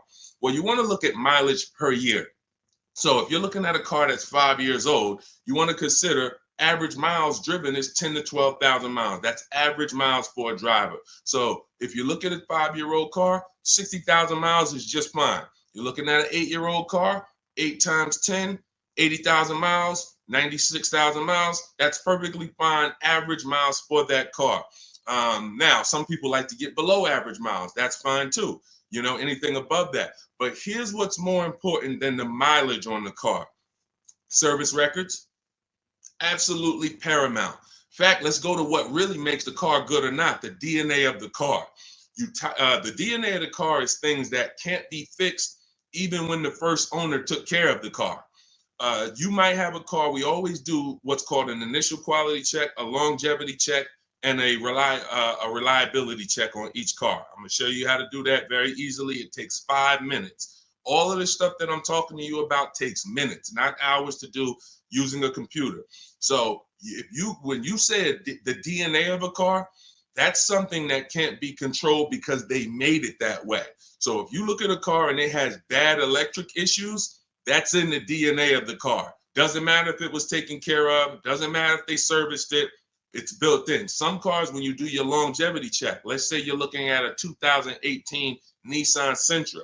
You type into Google 2018 Nissan Sentra longevity. You're going to see, hey, some of these vehicles have electrical transmission problems at 80,000 miles, 90,000 miles. It's in the DNA of the car. Doesn't matter if you got a good one. Doesn't matter if you got a bad one. Chances are you're going to deal with these issues. So what we do, any car you are looking at, a used car, I want you to type in the year, the exact year of that car, and then type in reliability. That's going to tell you what they said about the car the first 3 years. You skim the articles. You don't need to read. All you're literally doing is skimming that first page. If you see this car has less than normal reliability, less than average reliability, you want to look for red flags. Then, once it passes the reliability check, then you type in 2018 Nissan Sentra longevity. Skim the articles. You'll see things about the engine. You'll see, okay, these engines last 200,000 miles. You'll see any red flags. You look at that first page, skim it. That's going to tell you everything you need to know to see is the data showing on these cars that it's bad. Don't listen to your neighbor. Your neighbor has one car. Hey, I love this car, but there's 10,000 other people with that same exact car, and maybe 20% of them are having an issue. So go where the data is, type in that search. It's very easy to do. That's in step 4 of my book, which is called Shopping, Not Buying. All of that is we do a 7-step process, and we do not buy any car or lease any car without checking the DNA of the car, which is the data. That's more important than the mileage on a used car. Great question. Let's go. Keep typing your questions. We'll get the next one. All right, we'll get the next question. All right, let's go. Is it better to say I have a trade-in or not? Great question. We don't use the word trade-in. That's actually a curse word here, because I'm going to tell you this. If you had this phone, will you get more money? I want everybody to lock in. Stay close to your keyboards. We're going to go through as many questions as possible. If I had this phone and I wanted to sell it online, would I get more money selling it online, or would I get more money trading it in for another phone? Type into the comments. Would I get more money for this phone selling it on the open market or trading it? Sell or trade? Thank you. Sell. Okay, shout out to the people that are locked in. So that's a good indicator of why trading does not get you the most money. Trading is a convenience thing. Now, we used to have to sell our cars privately if we wanted to get more money. Used to have to list them on Facebook Marketplace, have a bunch of people come by your house. They're driving it. Hey, you mind if I look under the hood? Strange people. We don't have to do that anymore.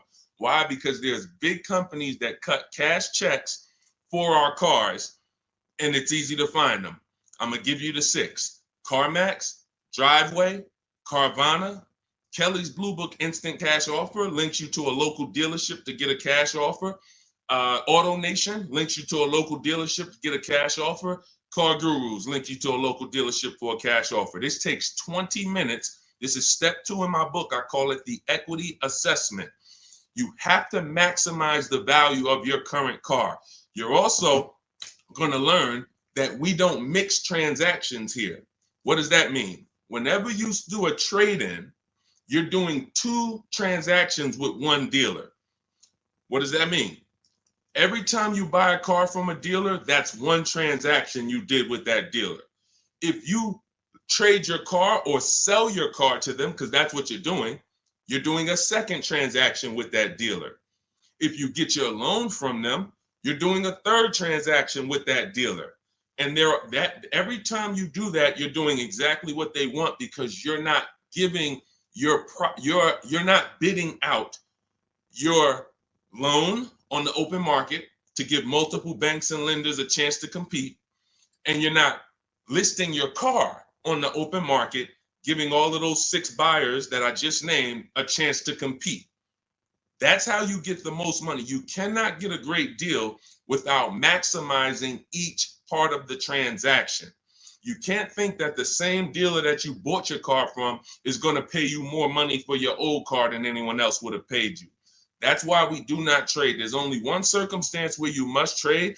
That's if you have a lot of negative equity and you can't pay the difference.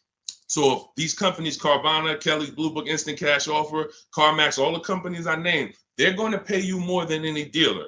Now, if you have negative equity after you get those offers, then you'll see, all right, the best thing for you to do is to pay the difference. Because if CarMax's offer is 19 and no one else is going to touch that, that's going to be the smallest amount of negative equity that you can have, because you got the highest amount for the car.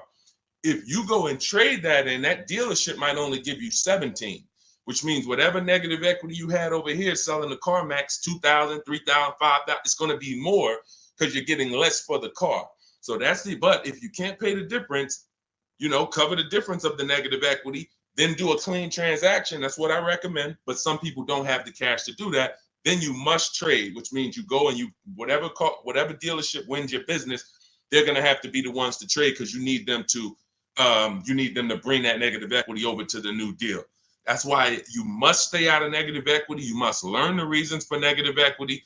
You must understand what causes negative equity, and then you must stop it. Because some of you, every single transaction you do, you have negative equity. There's a reason for that. You don't understand leasing. That is your problem.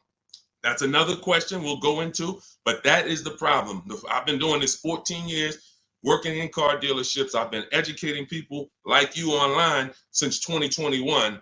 We got thousands of students, 10,000 books. So we do this. Negative equity is caused by either a short-term emergency where you switch your cars. Hey, I needed a bigger car. I thought I was going to keep this car forever, 8, 9, 10 years. But, my wife just had triplets. We needed a bigger car. We got to switch it. That's fine if you're going to pay off the car and keep it long-term. But if you're just switching cars, hey, I get a loan, 5-6 year loan, switch the car in 2 years, 3 years, roll the negative equity over. You keep doing that. The reason is you don't understand leasing, and you're in a financial structure that is going to penalize you for these short-term trades, and when you should be learning about getting below market leases. And we talk about that a lot on the stream.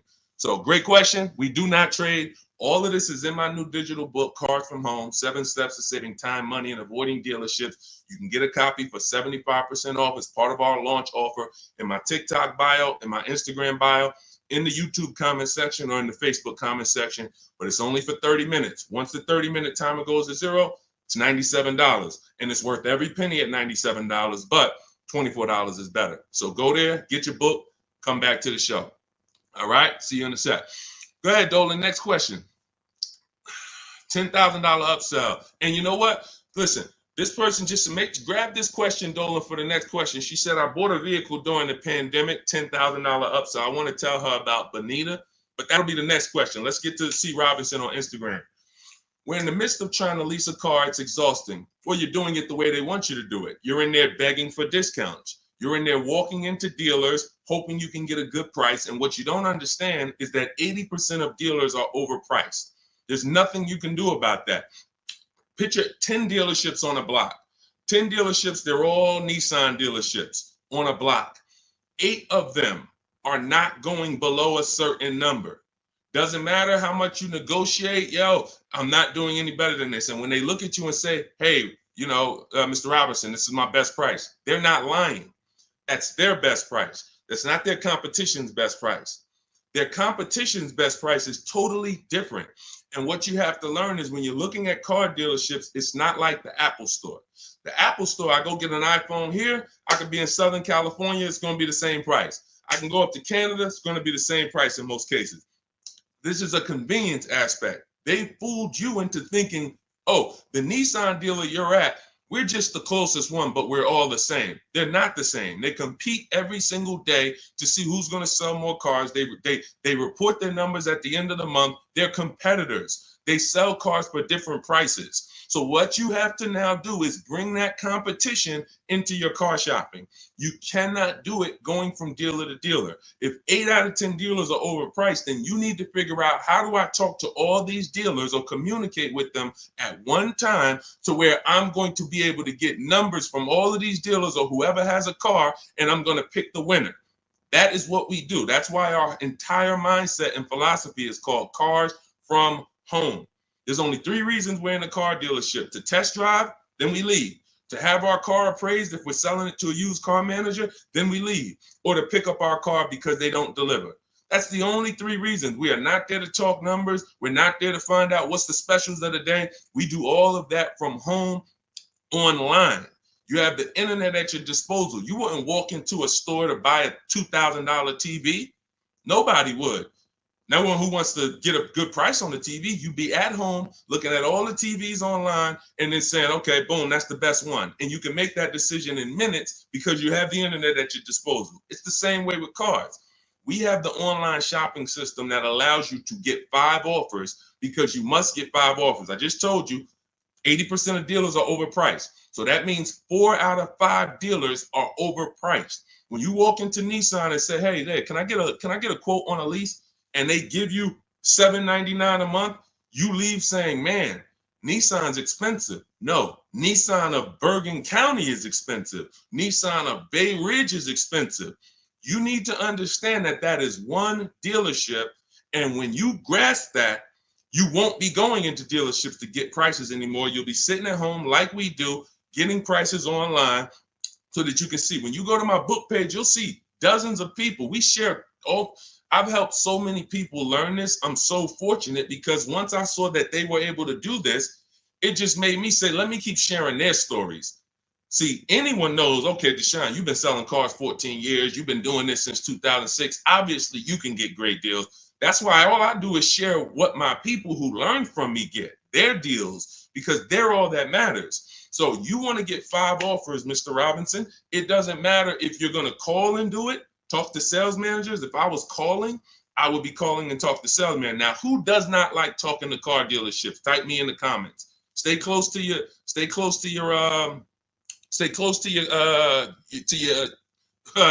keyboard because I need to interact with you guys. Who does not like talking to car dealers? Because there are some people who do. When I was in Mercedes, it was some people who used to pop into the dealership every 2 months. They just come in. Hey, what are you doing here? And they're like, it's just, they get a thrill out of it. But if you don't like talking to car salesmen, type me or type hate it. I would only talk to managers if I enjoyed talking to car dealerships. I would only talk to managers if I enjoyed it. I would never be talking to car salesmen about a car deal. I would only talk to managers. That's one way to do it. But it's not as easy as our way. Now, if you're not going to use my book, talk to managers. Talk to managers. You must get 5 offers because then you're going to see how the heck is the same car, same $35,000 car. One dealership's charging me $560, no money down. One dealership's charging me $490, no money down. One dealership is charging me $395, no money down. How are these offers so different?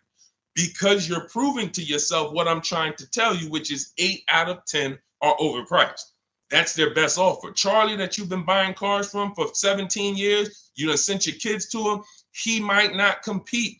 He's happy as long as you keep coming in and letting him control your deal and saying, hey, I made you a good deal. But once you start putting Charlie against the competitors, you're going to see Charlie was probably overcharging you all these years. And he's happy as long as you don't shop. But everything we do is by email. We do not talk to car salesmen. Everything we do is by email. In my book, I have scripts, templates. They're all email scripts. I'm not giving you script. Hey, don't ever say you don't have a trade-in. All of this stuff they've been trying to teach y'all since 2009 that never worked, that still had you having a horrible experience. We don't do that. I'm not teaching you to go negotiate with someone who negotiates 3 times a day, 5 days a week. I'm not going to do that. But what I am going to do is teach you what to say by email to everything they're going to say to move the conversation forward with multiple dealerships at once so you can get 5 to 7 offers. That's why in my book, step 5 is called the 25 to 5, where we connect with 25 dealers online. We do it in 20 minutes, and you use my email scripts to move the conversation forward to get 5 to 7 offers. Once you get 5 to 7 offers, you're going to see the best one.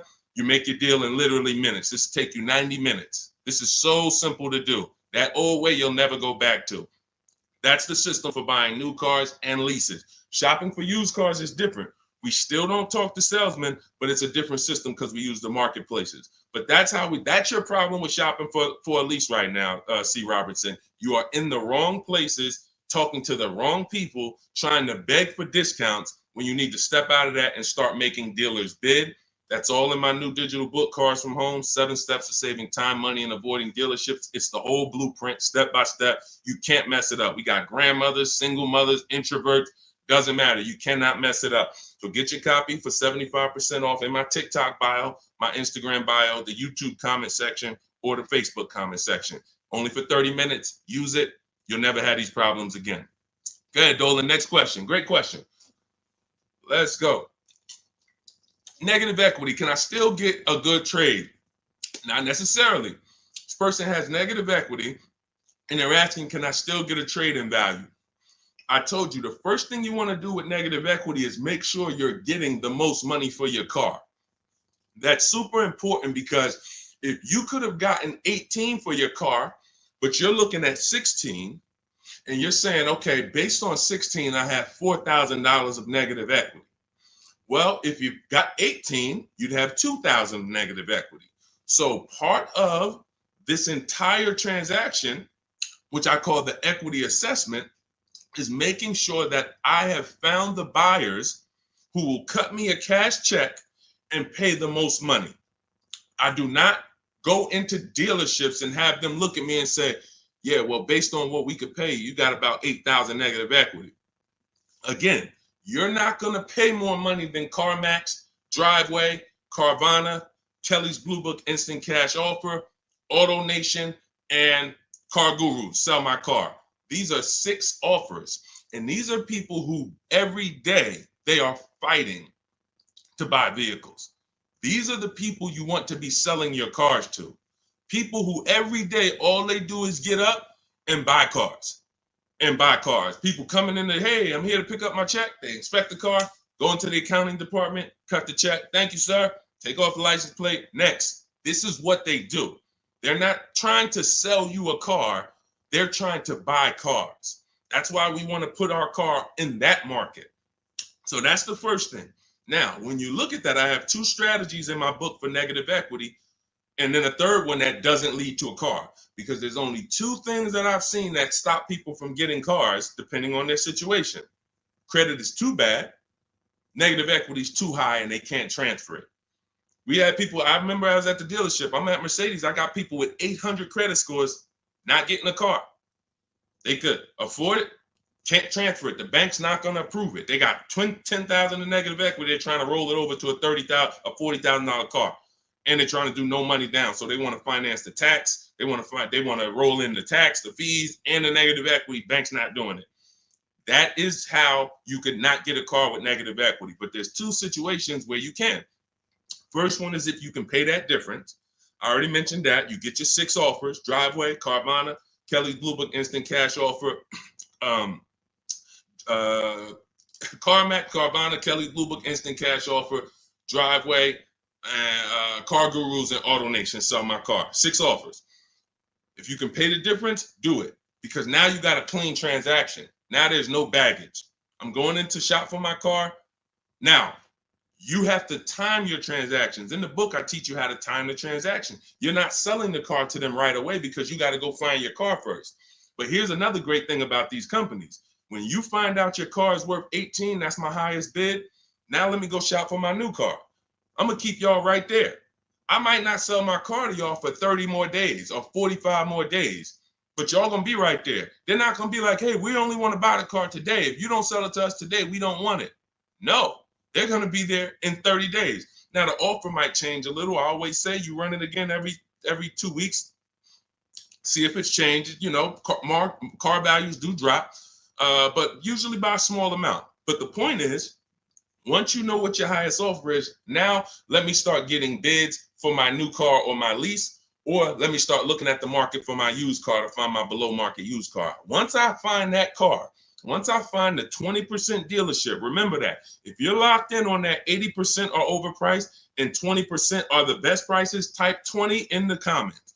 For the people who understand, oh, Deshone, I keep hearing you say 80% are overpriced. So that means I should be focused on finding the 20, right? Yes, type 20 into the chat. So I know you are locked in on understanding this. So now you're looking for this 20% dealer who's going to sell the used cars at the best prices, who's going to give you the best prices on the leases. I'm not seeing enough 20s come in the chat. Come on, y'all, lock in. Don't be distracted. It's too many things. Don't be reading other people's comments. We got some weirdos that come in every day. They talking about stuff that's unrelated because they're trying to distract you. You need to focus so that you can keep the most money in your bank account. Serious financial conversation we having right now. So now you're shopping for your 20% dealer. Now, perfect. I found my below market used car. I found my below market offer on my lease. Now, as soon as I find that, I'm asking the used car manager there that I'm about to make the deal with, can you look at my car? Can you tell me what my car is worth? Now, we do this online because a dealership, no used car manager worth their weight or worth their title can't put a number on a car without seeing it. They do it all day long. Sit there, look at the auction, put numbers on cars, So we can literally say, hey, can I send you all the information about my car? Can you give me an idea of what you could pay for it? Once we send them the year, make, model, send them pictures, they might say, okay, look, I'll give you about 17 for it. I need to see it. They're always going to say, I need to see it 100%. But you're about to go over the finish line with them. So now what they can pay for the car is what they can pay. You can't look at what CarMax was giving. You can't look at what you were getting through AutoNation, the car buy. You can't do that because, again, this is a dealership who's beat all their competition to sell you a car. That means they're selling you the car at the lowest price. The chances of them being able to beat all the competitors who wanted to buy your car is very, very slim. Very slim, almost impossible. But every now and then you will run into a deal like this. And this just happened with Melissa. Where's Melissa? Melissa, she gets her 2025 Honda Pilot. She didn't want to buy anymore because I told her about the 8-year rule. She found out she wasn't keeping her cars 8 years. She should be shopping for leases. She was spending so much money buying these cars, replacing them every 3 to 5 years, and she was losing on resale and depreciation. So once she learned about the 8-year rule, this is step 1 in my book, she said, Deshone, I'm not buying anymore. I'm going to be leasing. So she shops for her below market lease.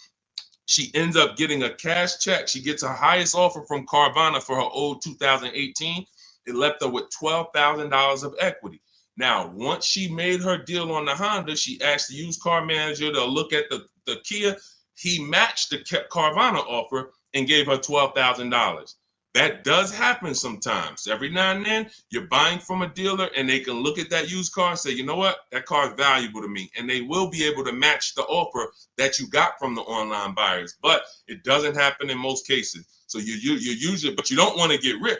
You know, if I knew that I was getting 19 over here and they tried to offer me 14, that's when I'm going to be like, hold on, I might have to go and look at my other offer or my next best offer because it sounds like you're a little too low. But this is what you are. When you're at the mercy of trading, this is what you do. You can look at the market value of what you get and you're like, I know you're giving me nowhere near that. That's why I need y'all not to be trading cars. Get out of negative equity, stay out of negative equity, understand the cause for negative equity. You should be leasing cars, not buying them. The reason you have negative equity is because you buy cars, take out 5-6 year loans, 7, God forbid longer than 6. You're not paying them off. You're replacing the cars before the loans are paid. And this is continuing to keep you in a cycle of burying yourself in negative equity when you could be paying hundreds of dollars less, leasing cars, getting the mileage you need because you pick the mileage on a lease, driving new cars, always under warranty, and paying a whole lot less hassle-free if you just understand leasing. So feel free to ask questions about leases, and we'll go into detail about that. But that's the answer to your question. Everything we're teaching is in my new digital book, Cars from Home, 7 Steps to Saving Time, Money, and Avoiding Dealerships. You can Google it. You want to jump off and go Google that book. It's 5-star rated. Thank you to everybody who's reviewed it, rated it on Goodreads. Part of our welcome offer, you get your copy for 75% off. You won't pay the normal $97 price. It'll be in your inbox in 5 minutes. You'll have everything I teach for below market deals on leases, purchases, new cars, used car, high mileage drivers, understanding leasing, everything in minutes. In my TikTok bio for 30 minutes, Instagram bio, the YouTube comment section, or the Facebook comment section. Get there before 30 minutes is up, because after that, the price goes back up to $97. That's our welcome offer. Go ahead, Dolan. Next question. Shout out to the sharers and shout out to the people running the likes up on TikTok. Y'all know it's a couple people on here that know I can see the likes just going up. Y'all keep tapping the screen and y'all see those likes run up. We appreciate you. I can't share this. We can't get this message out without you. The people who take the time to share. I see you. Hello from Jennifer. She said just shared the live. Everyone who shares these broadcasts, who tags their friends, we appreciate you. Y'all are the real ones.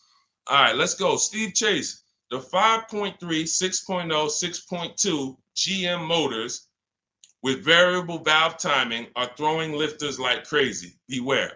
Okay, well, listen, that's what we would check in our reliability and our longevity checks. See, so he's talking about the engines on these vehicles and the variable valve timing engines. Listen, there are cars that are new cars that have serious problems, especially when you consider what happened in 2020 to 2023, when we had a limited inventory supply, but we had people trying to build cars to get them out to satisfy demand. So you had a lot of cars being built on the fly. But here's the thing. Step 4 of my process, which is shopping, not buying, we're doing a longevity check, a reliability check, and an initial quality check. Any vehicle you're doing, if you're leasing or buying a new car, you need to understand these 3 terms. Initial quality is, what is the data saying about the car the first 3 months? What are the owners saying? Is the technology clunky? Is it hard to use? That's initial quality. First 90 days that the vehicle has been in existence, what is the data saying? Reliability is the first 3 months. What are owners saying the first 3 months about this vehicle? What is the data showing? Not your neighbor. Your neighbor is not the data. Hey, I love this car, Steve. Okay, there's 10,000, 50,000 other people that have this car, and maybe 10% of them don't love this car because there's an issue going. You might have got a good one, they didn't. We need to know what the data says. So reliability is the first 3 years. Longevity is the long term. What are the reports saying about the engines, the transmissions? So how do we check this? It takes us 5 to 8 minutes. You type in the year, the specific year, make, and model of the vehicle you're looking at. You do not type in Kia Sorento reliability. No. 2019 might have been trash, but they saw the data and they fixed it in 2020 is great. You must type in the specific year. So you're going to type in 2020 Kia Sorento initial quality. And you're going to just skim the first articles on Google and see, what is it saying? Okay, this initial quality, owners report these issues, electric issues. Just skim the first page, look at the major third-party websites. Do not look at any websites that were made by a dealership or the brand that makes the car. Don't look at KiaNews.com. No, you want to look at the third-party sites to see what they're saying about this vehicle. Now, you move to, once it passes that check, You move to the reliability. 2020 Kia Sorento, reliability. Skim the articles. What is it saying? See any red? This vehicle, owners report less than average reliability on this vehicle. That's a problem. So once it passes that check, we move to the last one. And you don't have to do this if you're leasing. You're only doing this last one if you're buying. 2020 Kia Sorento, longevity. That's going to tell you right at the top. Owners report these engines last 80, 90,000, transmission issues, 80, 90,000 miles. Or sometimes you'll see right at the top, these vehicles last 200 to 300,000 miles when taken care of, well maintained. That's a great sign. Now, how do we make sure that the vehicle's been well maintained? That's a different issue. We talked about that a little earlier. This is how we do it with service records and all of that. But you must check what Steve is talking about is the DNA of the vehicle. That's what I call the DNA of the vehicle. An engine that they made, a transmission that they made, a steering system that they made. It's either good, great, or bad. If you got problems, you can't change the steering. You can't find one that was well maintained and taken care of and say, all right, great.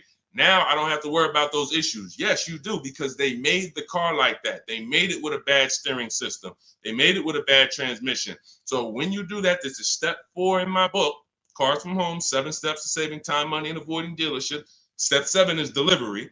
But step 1, most important question, leasing versus buying. We go into that. Step 2 is the equity assessment to make sure we get more for our vehicle, for our old replacement car. And that includes leases. Some of you didn't know you could sell leases. We've been doing it for 3-4 years, teaching people how to do it. That's in the equity assessment step. Step 3, we structure our deal. Step 4 is called shopping, not buying. Step 5 is multiple offers and multiple options. We're in the market. Step 6 is paperwork and protection. Step 7 is delivery. So step 4 is where we make sure we're not getting bad cars with bad engines, Steve. So the warnings is not there. If people are going to do what I just said, they're not going to be a victim of what you just said. If they're not, yeah, they'll end up with a car that's in the shop every 6 months. And that was an easily avoidable problem. So you can get your copy of my digital book in my TikTok bio, my Instagram bio, Facebook comments, or the YouTube comments for 30 minutes only. You get 75% off as part of our welcome offer. Go download your book. It'll be in your inbox. Make sure as soon as you get your book, you screenshot the thank you page. Right on the thank you page, it says click below to open your book. And I'm sending you another copy by email. But every now and then you type your email in wrong. You don't, and we can't send an email to a wrong email. So make sure you screenshot, get my support team's email. Just in case you type your email wrong, we can make sure you get your book. All right. Great concern, Steve. That's how we address it. Yeah, Dolan, pull the next question in. All right, great questions today. I'm loving these questions. What's going on, Duchess of Kings? I probably butchered that. Forgive me. Should I sell Hyundai Sonata that is highly stolen vehicle? I'm not understanding that question. Should you sell the Hyundai Sonata, which is a highly stolen vehicle? You're gonna have to, try to clarify that question. Now, Dolan, there was a question on TikTok I mentioned earlier about somebody who said they bought a car during the pandemic, a $10,000 upsell. It's from Hey, it's Elmo. Okay, perfect. Hey, it's Elmo says, I bought a car during the pandemic, $10,000 upsell. This is the sad part about what happened during the pandemic. They made you think that everyone was selling cars at those prices. And that's where I birthed the system that I teach about, making dealers bid so that you can see that 80% of the dealers, even back then, were overpriced. I had friends in the car business, still do that, with managers that I was calling during those times. And we were talking about what dealers were doing. And it was like, some of them were disgusted with it. Very, very few of them were moving like that. They were selling at list price. Very few were giving discounts, but no one was charging $5,000, $10,000 over sticker. So I knew that. And my mission was to teach people back then that you have to get bids from multiple dealers, because the 80% who you guys know are the overpriced dealers. If you've been on this stream, 80% of dealers are overpriced, 8 out of 10. If there's 8 Kia dealerships on the road, 8 of them, no matter how much you negotiate, are never going to be as low as the other 2. The other 2 are the competitor. They want to beat their competition. They don't care if they make $1,000 profit on a deal. As long as they're beating their competitors, they want to do it. These other dealers will be like, hey, I need to make at least $4,000 on this car. I'm not selling it. That's what you're dealing with. And they're not giving you the rebate. So all of this stuff happened during the pandemic because people didn't know how to shop. So one of the most popular vehicles during the pandemic was this vehicle I'm showing on YouTube, Facebook, and Instagram. It's the Kia Telluride. And Benita, you can look at the year. This was 2022. We were still seeing people pay $5,000 and $10,000 over sticker for these Kia Tellurides. Benita comes in, she gets bids, and she ends up with a lease at $600 a month, $600 down. She gave them $600. She drove off. There were people, and if anybody is willing to say me and tell your story about the Kia Telluride, there are people that were paying $800, $900 a month for this exact same vehicle. They were leasing them and buying them for $5,000 and $10,000 over sticker. She ends up, I don't know if she got a discount, but she probably did because you couldn't get to a $600 payment on a Kia Telluride back then without a discount. So what does that tell you? It's always going to be deals. It depends on how you shop. Somebody came to me in the gym. First thing he said to me was, man, when is the car market going to get better? We have been getting deals since 2019. There's never been a point in time in my life where I couldn't get a below market deal. So what you got to understand about the car market is it's three prices, always three prices for every car. Every time you buy a car, you need to lock in. There's three prices that could be paid. Market value, that's what most people are paying. Above market value, that's what some people are paying because they have no idea how to shop. They're easily manipulated. Dealers know how to make them pay more and have them think they won. Happens all the time. And then below market value. Below market value is reserved for the savvy people with strategies. You don't get a below market price by accident. You don't get a below market price by negotiating. Because if you're negotiating with an 80% dealer and you think, oh man, I talked him down to the bottom, he wouldn't even do no less than what he was going to let me walk out. That does not mean that was the lowest price in the market. The way you get the lowest price in the market is through bidding. It's through getting 5 offers from 5 separate dealers to get your prices. Look at somebody like Teddy. Teddy gets a BMW because people say, well, does this work for exotic cars or luxury cars? This works for every car because the bidding system works for everything. Amazon, that's how we buy everything in life. If you really think about it, bidding is how we buy everything in life except cars. Think about that.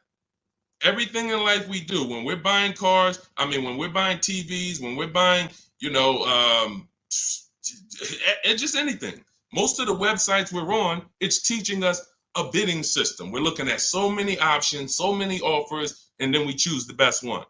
When it comes to this, Teddy's highest offer on his $73,000 BMW, you can see the price here. His highest offer was $1,123 a month. He ends up getting it for $856 a month. $856 to $1,123. 80% of dealers, look, his local dealer, read the comment in the middle.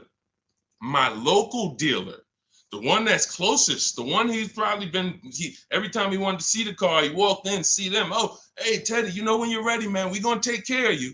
His local dealer comes back at $937. So he's sitting at home. And look, he said, thank you, Deshone, for the wisdom and advice. This program works. I even got them they covered his last 2 lease payments. He had to drive an hour and a half to pick it up. That's when you know you did it right. When you got to drive an hour and a half to save $5,000, that's when you know you did it right. Because a lot of times those dealers who are far from you, when they see a zip code come in on their website, man, this person is nowhere near us. They look at it as an opportunity to take a deal from their competition. And they love doing that. They love being able to say, all right, I would rather have our license plate frame in their city so that they know we got that deal. But the ones closest to you, sometimes they feel like they own you. Come on, Mo, you know, how many cars have I sold you? Remember, your father used to buy cars from me. They don't want you to shop. So when you understand that you are going to overpay by not shopping, it's a guarantee because that is how the car business makes their billions. I always say that's how the banks make their billion. We didn't get into the banks yet. We didn't get into making banks bid. The banks make their billions the same way. They don't want you shopping other banks. They want you locked in. Here, get a pre-approval. Lock you in. You got 30 days to find a car. Then you got to come back and get another pre-approval. Everyone wants to lock you in. They don't want you using the internet to get better deals, sitting at home, making all these banks bid, all these companies bid. And that's the reason why you can pay $10,000 upsell and think that was the best deal you could have gotten. I remember when the Bronco came out, the new Bronco came out right about that time, and everyone wanted the Bronco. There was $10,000 over sticker and more. G-Wagon, same thing, $25,000, $50,000 over sticker. If you knew how to shop, you could find a dealer that wasn't paying, that wasn't charging that. Which means if you found a dealer, if you were about to sign a deal for $15,000 over sticker, $15,000, because you're thinking, oh, they're telling me this is it, it's no cars out here. And then you find a way through strategy, through shopping, and you find a deal at sticker, you just saved, you just avoided a $15,000 mistake. Because if it was the only way, then it's not a mistake. If everyone paid those prices, it wasn't a mistake. This was just what everyone was paying. I needed a car, I had to pay it. But when you find a car that didn't have the markup and you get it, you understand. So let this be a lesson. I'm the bad news first person. I can't change that. Some of you, you know that. You've been on with me long enough, you've been following me, or you've been on the stream. I always admit that. I'm the bad news first person. Most times you come into my stream, it's not going to be good news. You're going to hear about mistakes you make. I used to do a class where I just broke down 23 mistakes I see most people making that's costing them thousands. But I don't leave you there. I give you the new way. If I left you there, then it would be like, dang, this is terrible. No, I gotta tell you the mistakes and how much it's cost you not knowing how to shop, how much dealers have made on you to get you to say, oh, let me do something different so that they don't keep making this money on me that I didn't have to give them. So all of this, the bidding strategies, everything I teach is in my new digital book, Cars from Home, 7 Steps to Saving Time, Money, and Avoiding Dealerships. It's 5-star rated. You can Google it. You'll never have to worry about upsell. I don't have one person that I know that have reported a deal to me. And, I can share these people all day long. You guys know all I do is share people. Eddie, Kimberly, Charles, Sean, huge discount, $20,000 discount. Kimberly, $20,000 discount on her Maserati. Charles, ridiculous deal on her Palisade. Pierre, on his pre-owned Mazda, he gets 20% off the original MSRP on his pre-owned. It was only 1 year old at the time. Zafrina gets a 0.88% lease, $579, $66,000 vehicle. Tiffany, use my book, $44,000 Mazda, ends up getting $6,500 discount from home. All of these people are making these deals from home. Teddy, we already talked about. Look, Jared, use the scripts. Lowest offer $565 a month to $520 a month. 2024 Volkswagen, no money down. No one who has learned from me has ever paid over sticker. We don't really even accept sticker price. We find the dealers who want to beat their competition, and in most cases, dealers are going to, let me show you the biggest discount I've ever seen. I've never even gotten, and now this is a specific car. Every car is different. The bottom market value of every car is different. But Milligan, she got the biggest discount I've ever seen on any car. Hold on. Milligan, a couple days ago, she got a Mercedes. She got a 2024 Mercedes EQE. It was a $79,000 vehicle. You can see it if you zoom in. Her adjusted price was $51,300. From $79,000 to $51,000. Some of you know someone who has this vehicle. If you didn't get, this is how feeling for the bottom is a losing strategy. You might have thought you did good. Deshone, I got that same vehicle. I got the EQE. I got $10,000 off. I thought I won. Milligan got $27,000 off. Let that sink in.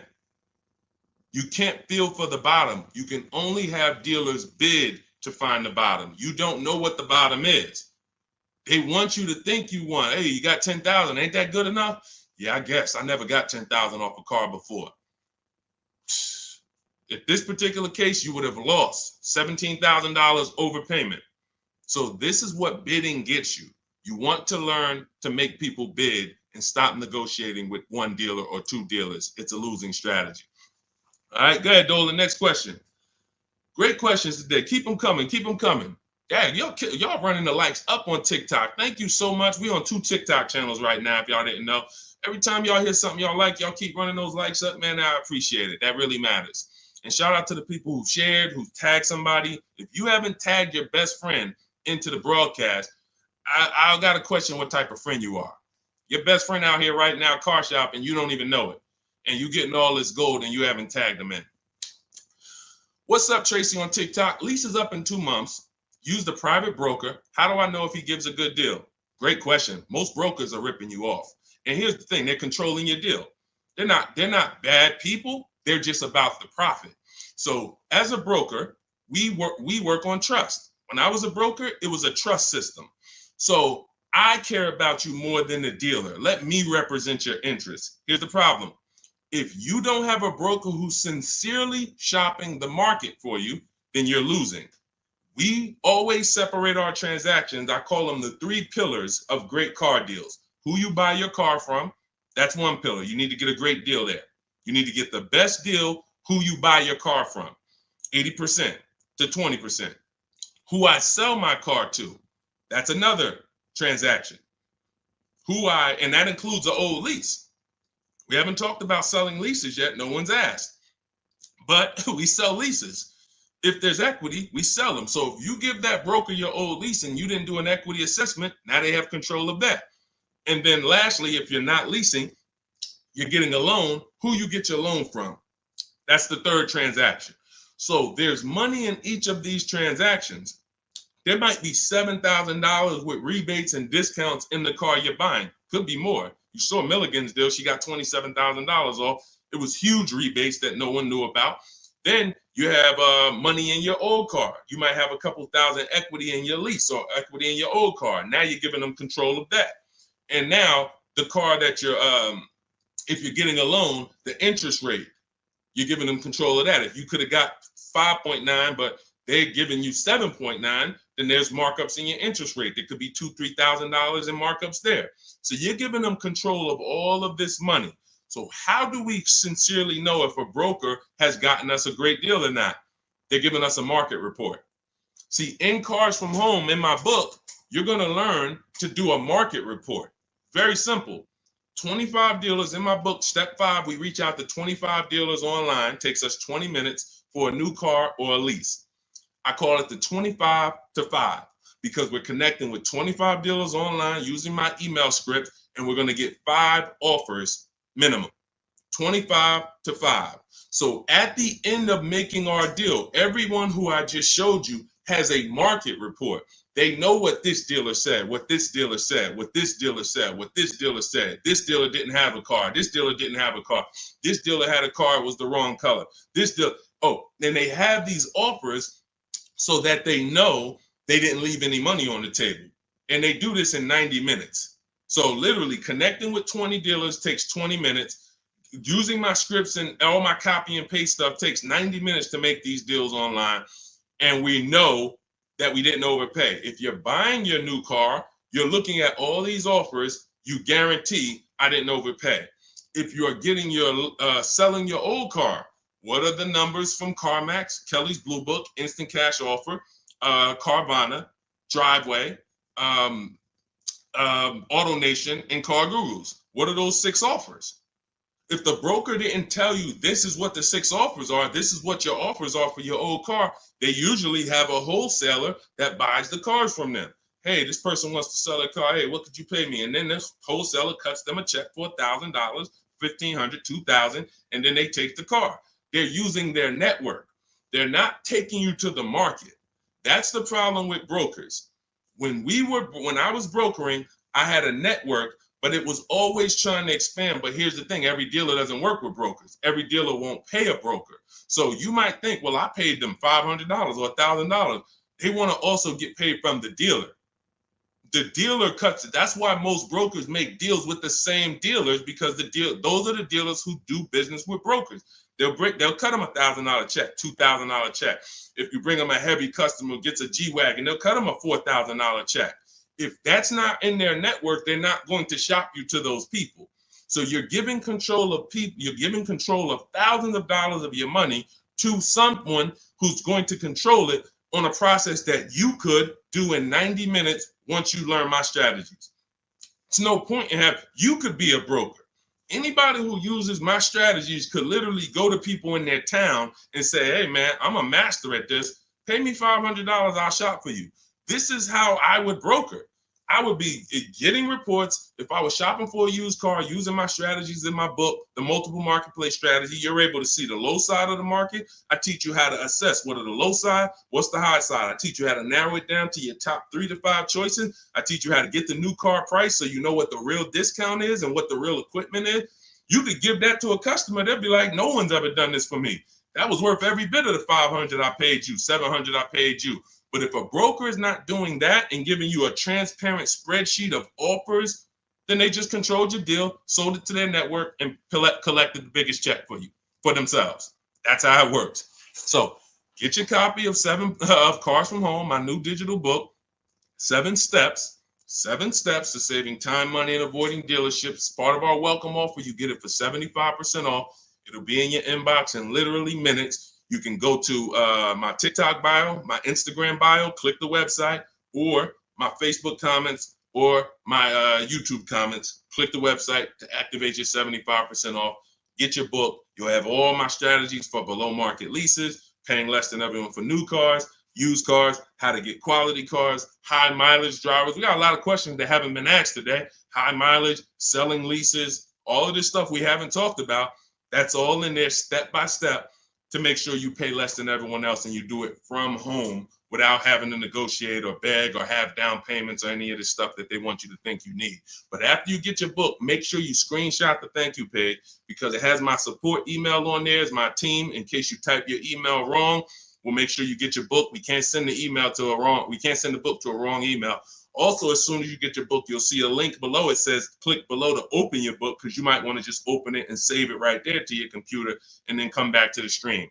But go get your book. It's part of our welcome offer, but it's only for 30 minutes. Once the 30-minute timer is up, price of the book goes back up to $97. And some of you knowing what you know, knowing what we've covered in this stream so far, you understand the book is worth every bit of $97. It's worth more than that.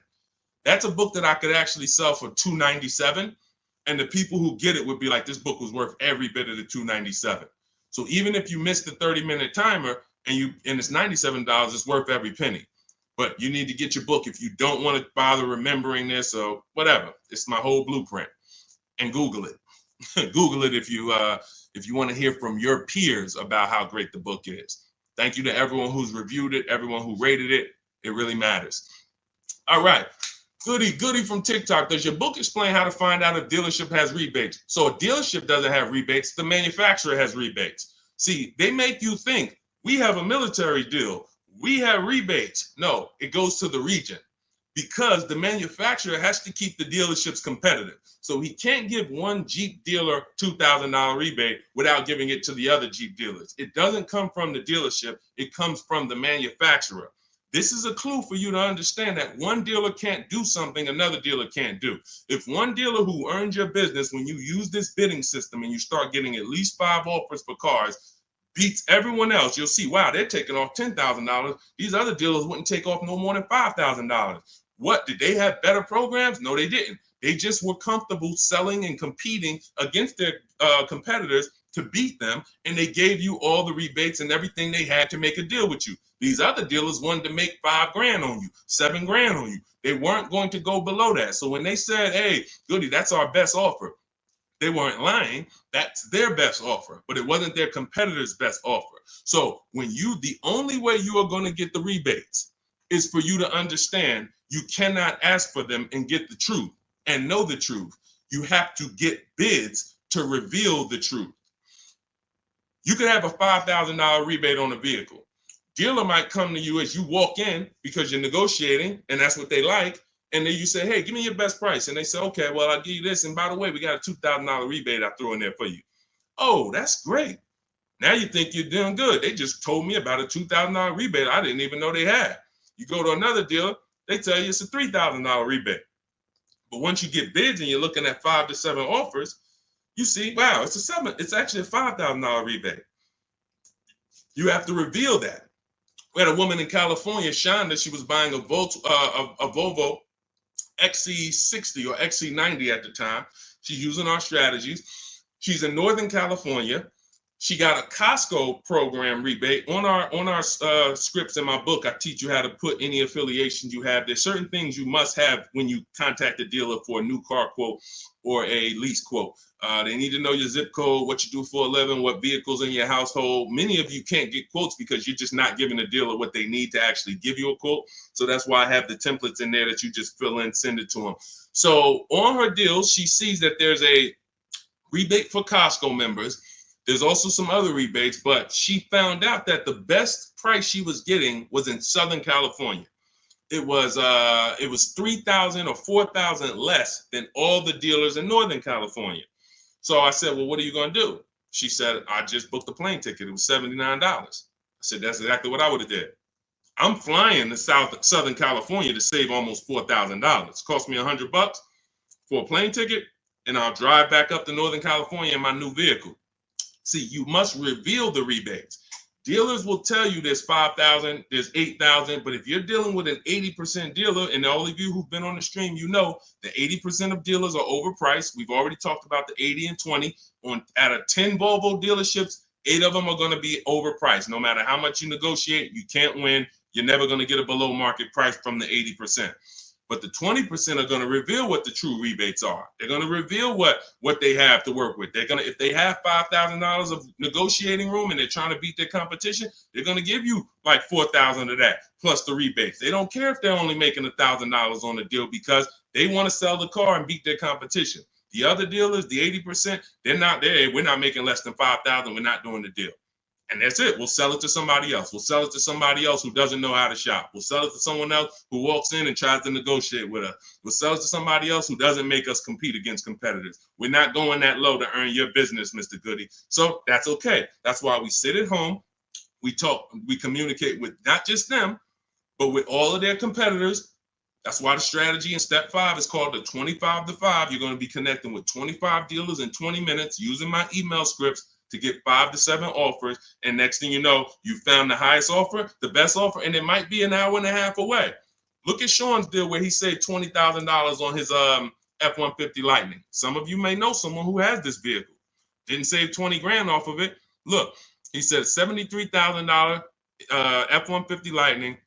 He ends up getting $49.90 discount plus $15,500 in rebates.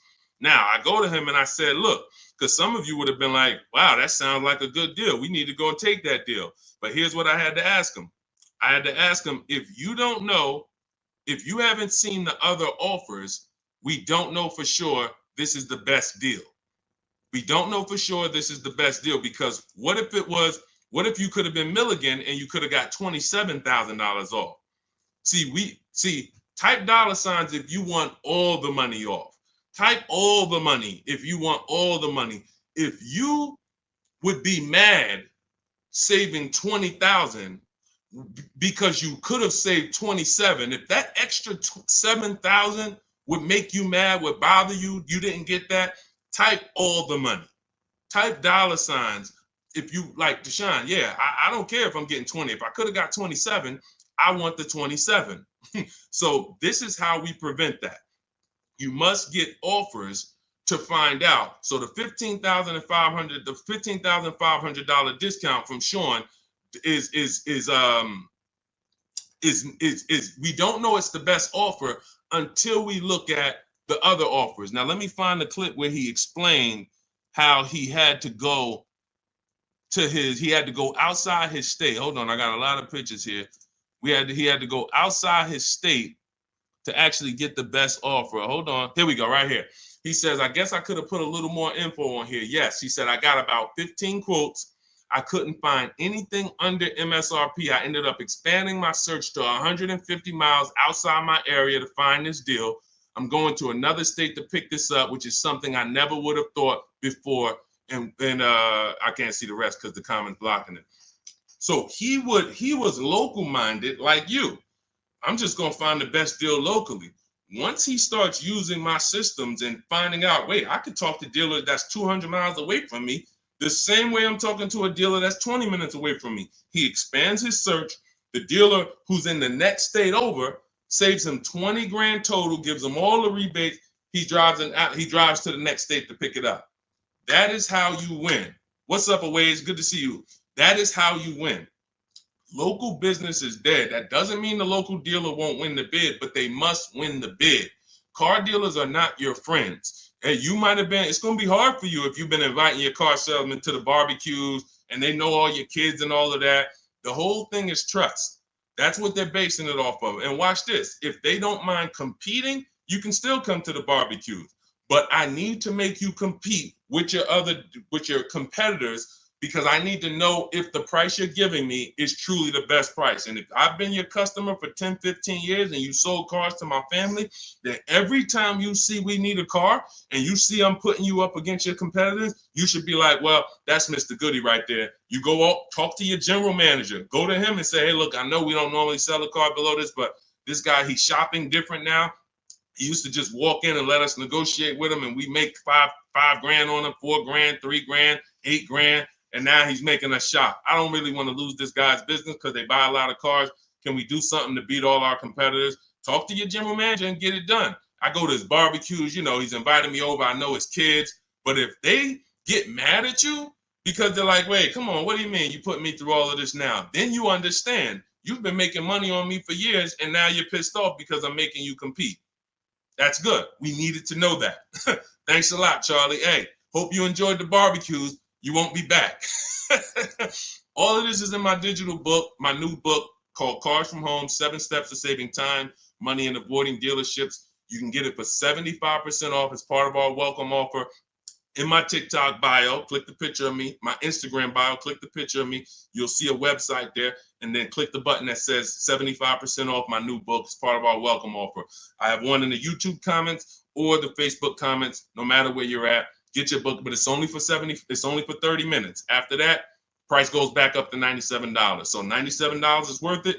$24 is even better, and it'll be in your inbox in 5 minutes. You'll have all my strategies for below market leases, below market purchases, below market used cars, leasing versus buying, bank bidding war, making banks and credit unions bid without hurting your credit.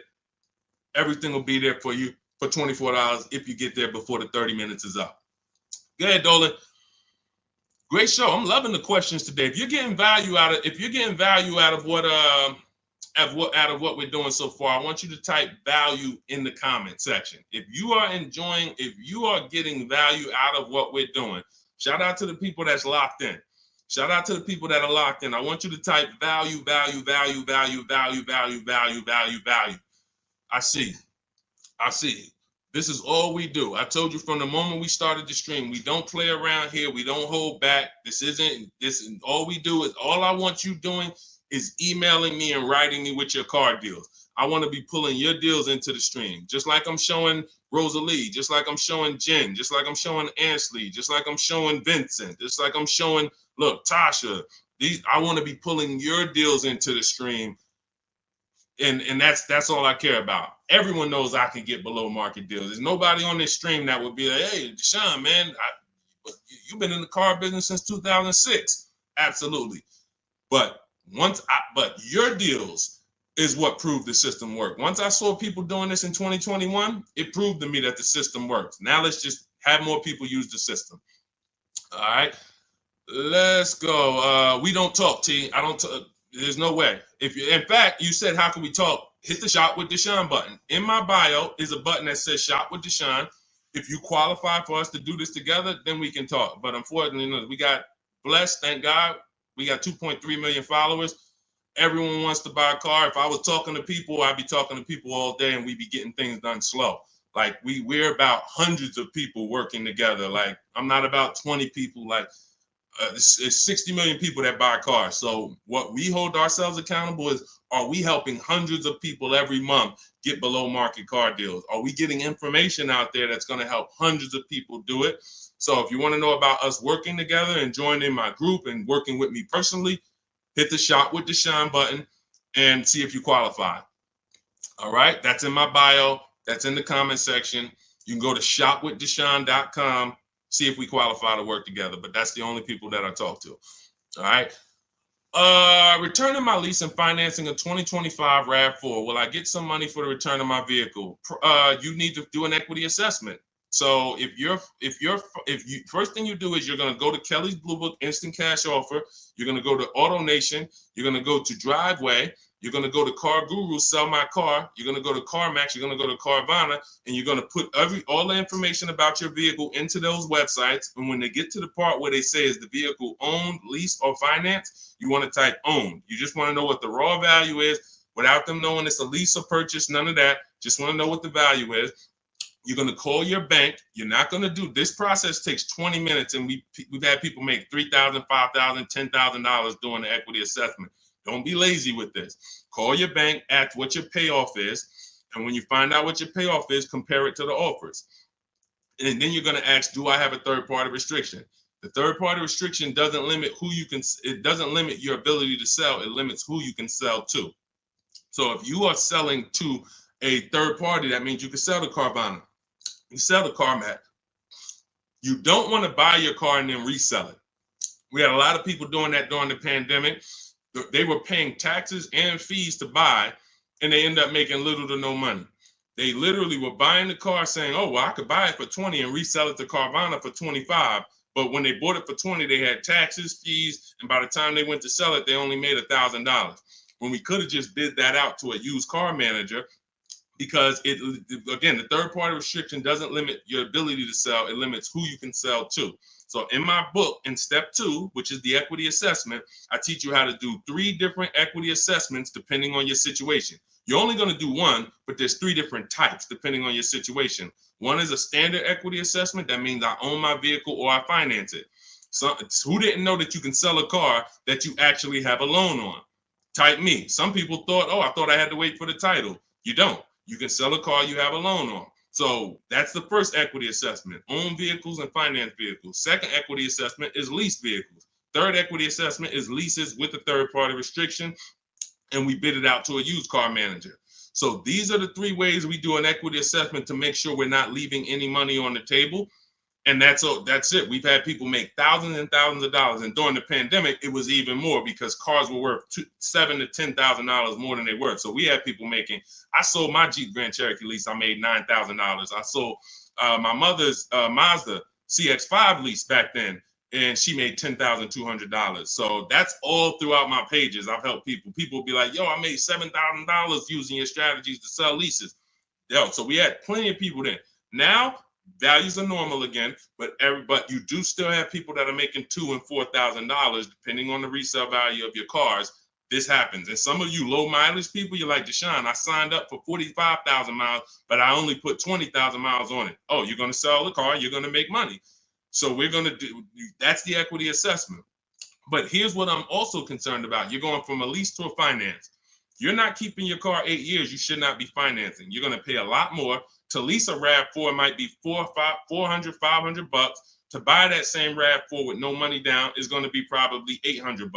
So you're going to put a whole bunch of money into this transaction to go into a purchase coming from a lease. Very rarely does that make financial sense because you have to have changed your lifestyle altogether. You have to go from, all right, instead of leasing and driving new cars for cents on the dollar, I'm going to go to a purchase. So here's what normally happens. You overpaid for your first lease. They charge you a ton of money on your first lease. You didn't realize that they were charging you a lot of money, and you think that's normal. You think, well, that's just what leases are. You're not doing these deals like Danielle, where you're driving $45,000 vehicle. She got a $44,000 Audi, and she's paying $550 a month. Or Greg, $56,000 Kia EV6. $527 a month, no money down. All of these are no money down deals. You can read the comments if you're on Facebook, if you're on YouTube, screenshot the comments. Look, Maserati, Kimberly's Maserati, $91,000 vehicle, first month's payment. Look, down payment, first month's payment only, $944 a month. That's a 1% lease. Look, Charles, Palisade lease, $48,000 vehicle, $597 a month, no money down. Look, Zafrina, $66,000 Jeep Grand Cherokee, $579 a month. You're not doing leases like this. They overcharged you for your lease. You overpaid for it. And now you're like, well, I might as well buy the car. I've had people say that on comments. Well, leasing, it costs the same amount to buy. Well, you just overpaid for your leases and you think that that's normal. So now you're comparing overpaying for leases to buying. And yeah, it might be a similar price. But you compare these deals, look, Zafrina's 0.88% lease, $65,000 vehicle, that would normally be $1,300 a month to finance, $1,200 a month if she went in there with no money down to finance that. So I'm big, besides the actual returning of the lease and that equity assessment, I'm more concerned about why you're switching from a lease to a finance. And it's usually because you overpaid for your lease and now they talked you into just buying a car because you didn't see any value in overpaying, because there's something I call the 1.5% rule that I created, which shows you when you've overpaid for a lease. You take the MSRP of the car and you just multiply it by 0.015. Your payment cannot be any more than that with no money down at 12,000 miles per year. So if I took my car, if I'm looking at a $50,000 car, the max I do multiply by 0.015. The highest my payment should be with no money down is $750. With no money, and that's the highest. That doesn't mean that's a great deal. I just showed you 1% leases, 1.2% leases, 0.88% leases, but this is where it caps out at. This is where it doesn't make sense to lease the vehicle anymore. You're paying too much money for a vehicle you're giving back. If I multiplied that by 36, I'm paying $27,000 over 3 years for a $50,000 vehicle. There's no value in leasing that vehicle more than that. There's no value. I'd be better off buying it, but we don't do that. We just go pick another vehicle because that vehicle usually has a bad lease program. If you're shopping, if you just went into one dealer and you're dealing with an 80% dealer, then no, you probably just dealt with an 80% dealer. They overcharged you, made $8,000, $10,000 on you, and left you out, and you were just like, well, I guess this is it. No, they made a ton of money on you, but that's why you need to learn how to get below market leases. You'll never hear me say you should be leasing cars if you're not keeping your cars 8 years. You'll hear me say, if you're not keeping your cars 8 years, you should be shopping for a below market lease. A below market lease. 1%, 1.2%, no more than 1.5%, getting bids so that you can get all the discounts and all the rebates, and so that you don't end up in an overpriced lease. Below market is all that matters. All of these deals I just showed y'all, if you type them into Google and you saw what the advertisement is for those same cars that we just went over in the last 3 minutes, you would be like, those deals, none of those deals, Danielle, Kimberly, or Maserati, none of them are even nowhere close to what they're advertising those cars for. That's how you know they're below market leases. All right. All of this is in my new digital book, Cars from Home. You get your copy for 75% off. That means you'll get it for $24 if you get there before the 30-minute timer is up. It's part of our welcome offer. It's called Cars from Home, 7 Steps to Saving Time, Money, and Avoiding Dealerships. It's a digital book.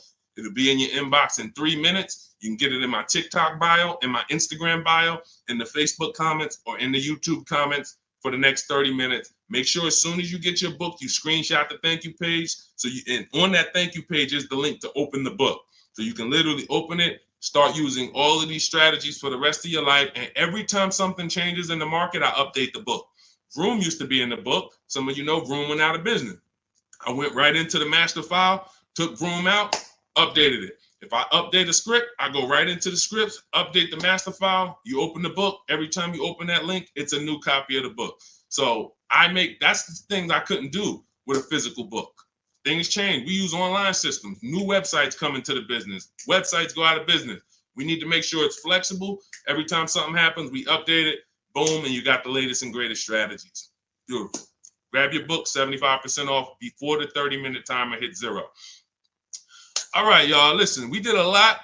I have bad credit strategies in there, Lady Forever.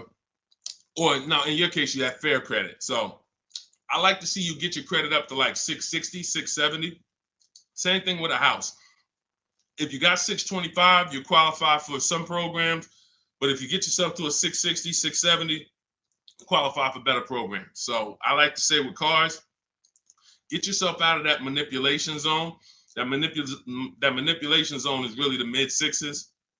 Most people could qualify for tier 1 on a lot of vehicles with a 670 score, 660. And it also depends on your profile. In my book, I teach you about profile. It's more important than score. You know, profile is part one. Your score is part of it, but also part of it is your income. Also part of it is comparable credit. Do you have any car loans that you've paid on time?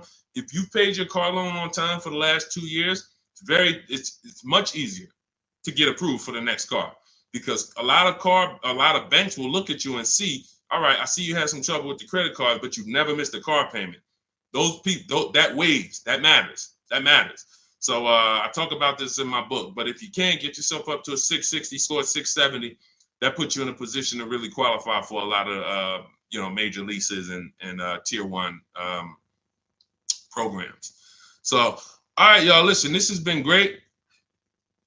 This has been great. We had a lot of great questions today. We'll be back for another stream. All of you who have the book, I want you to send me your deals. When you make your deals, email them to me so that I can bring them into the show. I got a lot more people, a lot of emails. I don't always get a chance to go through my emails because I get a lot of them, but I got to go through a lot of my emails because I have people who are sending me their deals and I haven't had a chance to bring them into the show. But yes, good morning. I got the book already. I'm confused about how to calculate a deal on a used car. Just when you narrow it down to your top choices, get the new price, use the true value calculator, put the new car price in with the asking price, and it'll tell you what the true value discount is. We buy based on the true value discount. We didn't get a chance to talk about that in the stream today. Again, there's so much in the book. We could be here for 2.5 hours talking about different things, because me talking to you about leasing is different than what I'm talking to a person who's buying a used car about. That's different than a person who's buying a used car cash or buying a new car cash. That's different than a person who's going to be using the bank bidding war and putting banks against each other. That's different than a person who's going to be coming from a lease, selling their lease. That's different than a person who's going to be selling their lease with a third-party restriction. That's why in my book, you're not reading everyone's strategies. You're only reading what matters to you. I have links where it warps you to the next section that is applicable for you. If you're not leasing, you're not reading anything about leasing. You're on a purchase path and you get to the end of the section and it says, okay, if you're purchasing, then based on this, click this link. If you're doing this, if you have good credit score, click this link, it warps you here. If you have bad credit score, click this, it warps you here. So it's all about making sure you're on a path that is applicable to you, not following a bunch of advice that is for someone else or even a deal you might make later. You'll use the used car strategies, but that's later. Right now, I'm on the lease path. I don't need to read about used cars. This is how you stay focused and get to your goal really quick. But that's how we do. Just follow it again. You got to realize this is a new system for you. You're not used to having a process. So if you need to just go through the steps again, let me make sure. He said, do this first. Let me make sure I did that. Said, go to the websites, open up accounts. Okay. If you didn't go to the marketplaces and open up accounts, you skipped the process.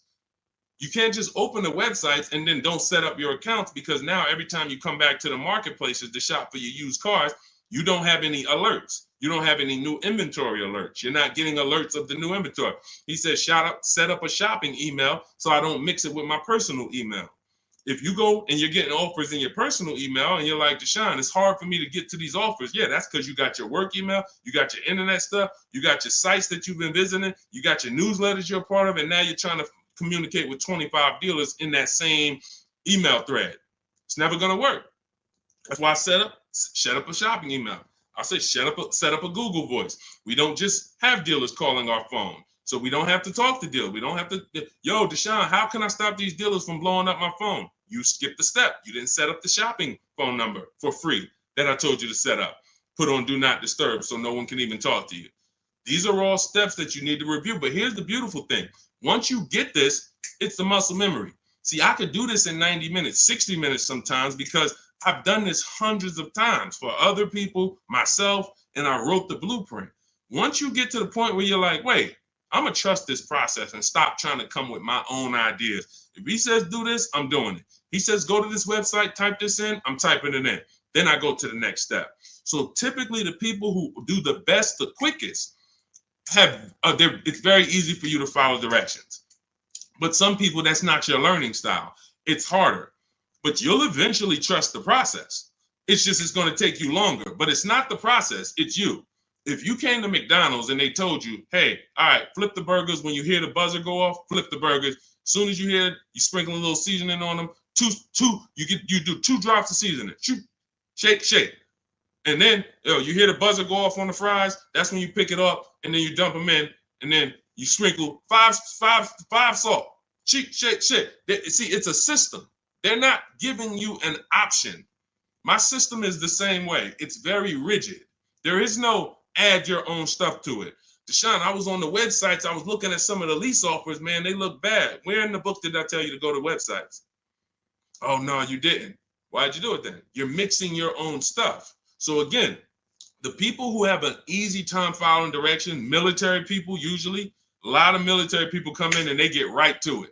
They're like, Deshone, like I had one girl tell me, she's like, I'm in the military. So as soon as I saw the directions, I'm just trained to follow. That's how I got to it quick. But some of you, it's going to take you a little while because you're an overthinker. That's okay. You'll realize once you get the deal done, you'll be like, man, I could have did this in 2 hours. It took me 5 hours because I just was overthinking. I'm doing stuff that he ain't say do. And that's the beautiful part. Because next time you get a car, you'll think less. You'll be like, all right, let me trust this system now. Third time you get a car, you're a master. Now it's like, all right, boom, boom, boom, boom, boom. That's the process. So get on the train. Get your copy of Cars from Home, 7 Steps to Saving Time, Money, and Avoiding Dealerships. It's a digital book, so it'll be in your inbox in 3 minutes. You can start using these strategies for the rest of your life, sharing them with your families, shopping empowered, making dealers and banks bid. You're no longer begging for deals. You're no longer spending an hour in a dealership. My God, I've gotten so many cars. I've never spent an hour in a dealership. Since 2015, I have not spent 1 hour in a car dealership to get a car, not one. And I show you my car deals, I talk about them, I pay less than everyone. Unless you were using my strategies, then we'll probably pay the same amount. But as far as the cars I get, every lease I've gotten, ridiculous. 1% leases, never had to be in a car dealership. So you could say goodbye to Deshone, I never got to spend more than an hour you never spend more than 30 minutes in a car dealership again. That's just what we do. That's just, the system proves it. So go read the book. Go get your copy, 75% off in my TikTok bio, my Instagram bio, the Facebook comment, or the YouTube comments. Click the link and then click the button that says 75% off. Welcome offer. Make sure you get there before the 30 minutes is up.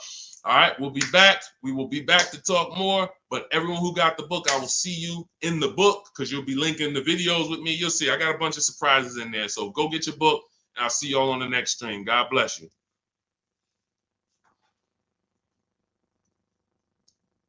Yeah, this was a good one today.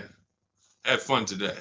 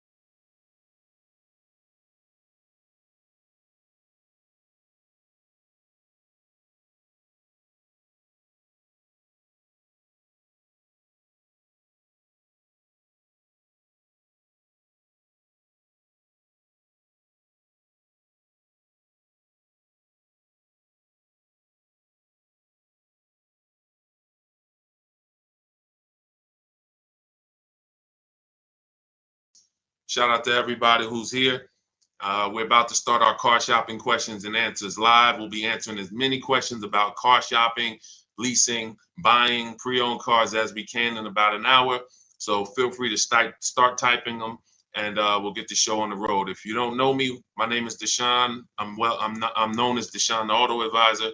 All I do is focus on teaching people online strategies to pay less than everyone else for new cars, used cars, and leases. I spent 14 years in the car business. In the last 3 years, I've been teaching people like you all around the country how to get below market deals. It's only 3 prices you can pay for any car: market value, above market value, or below market value.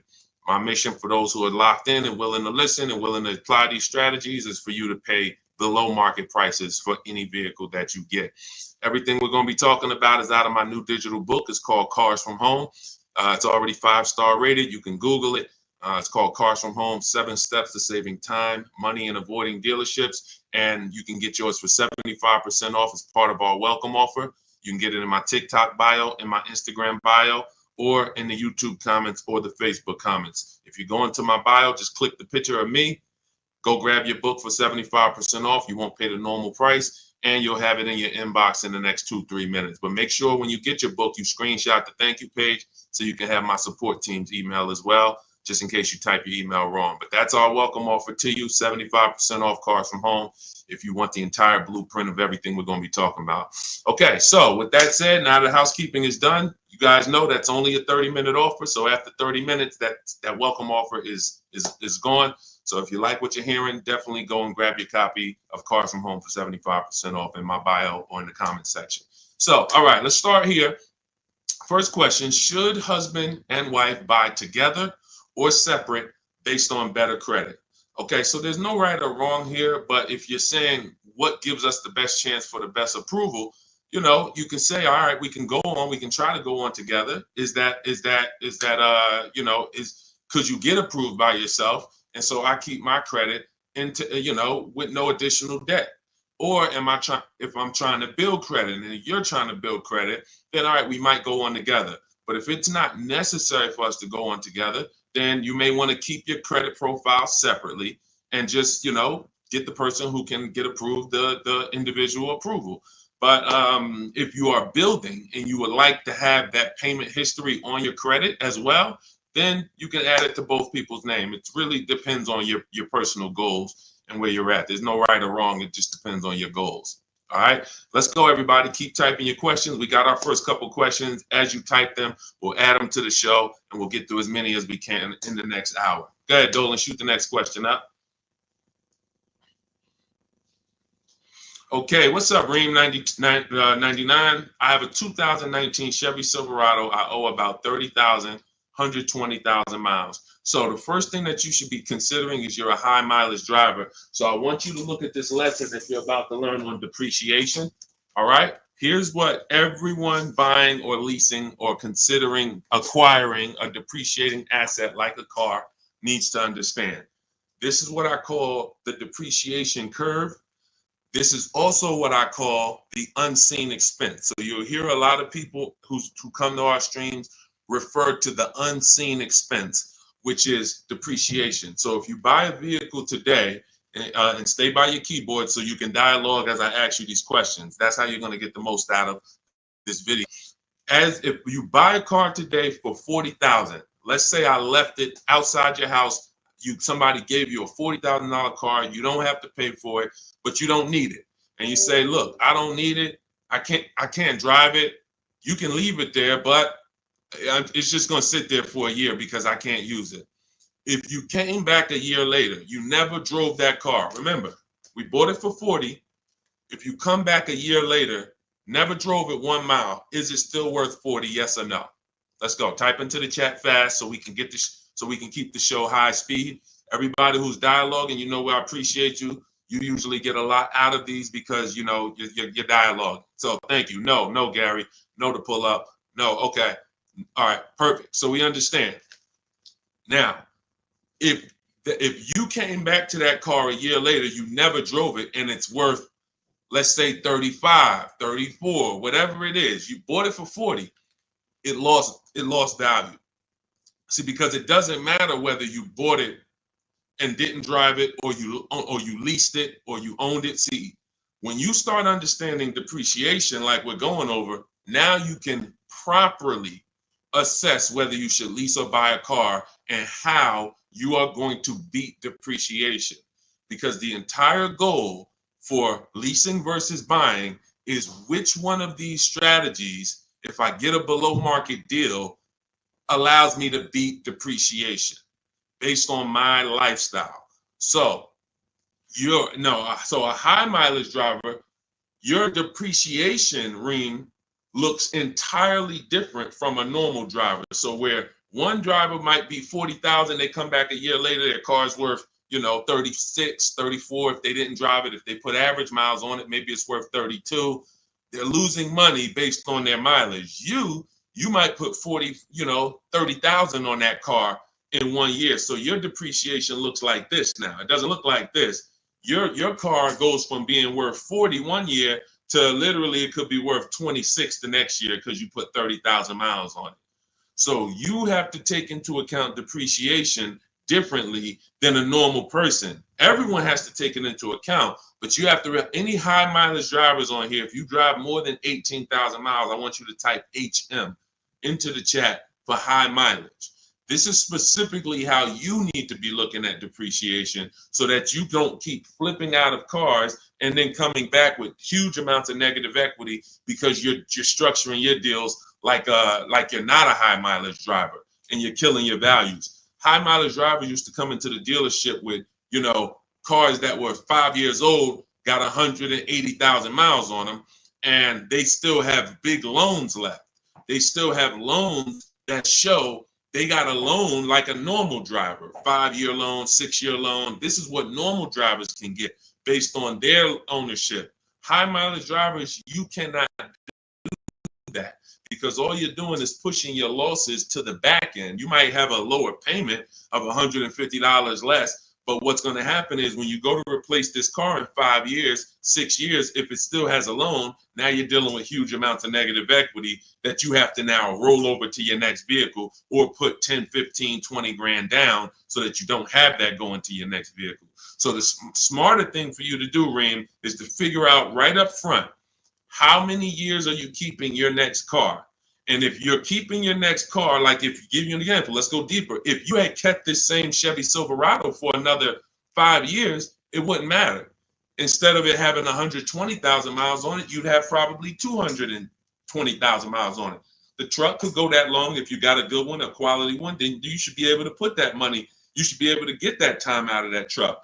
But because you're a short-term owner, you're considering a short-term replacement. Now you have to take into account leasing.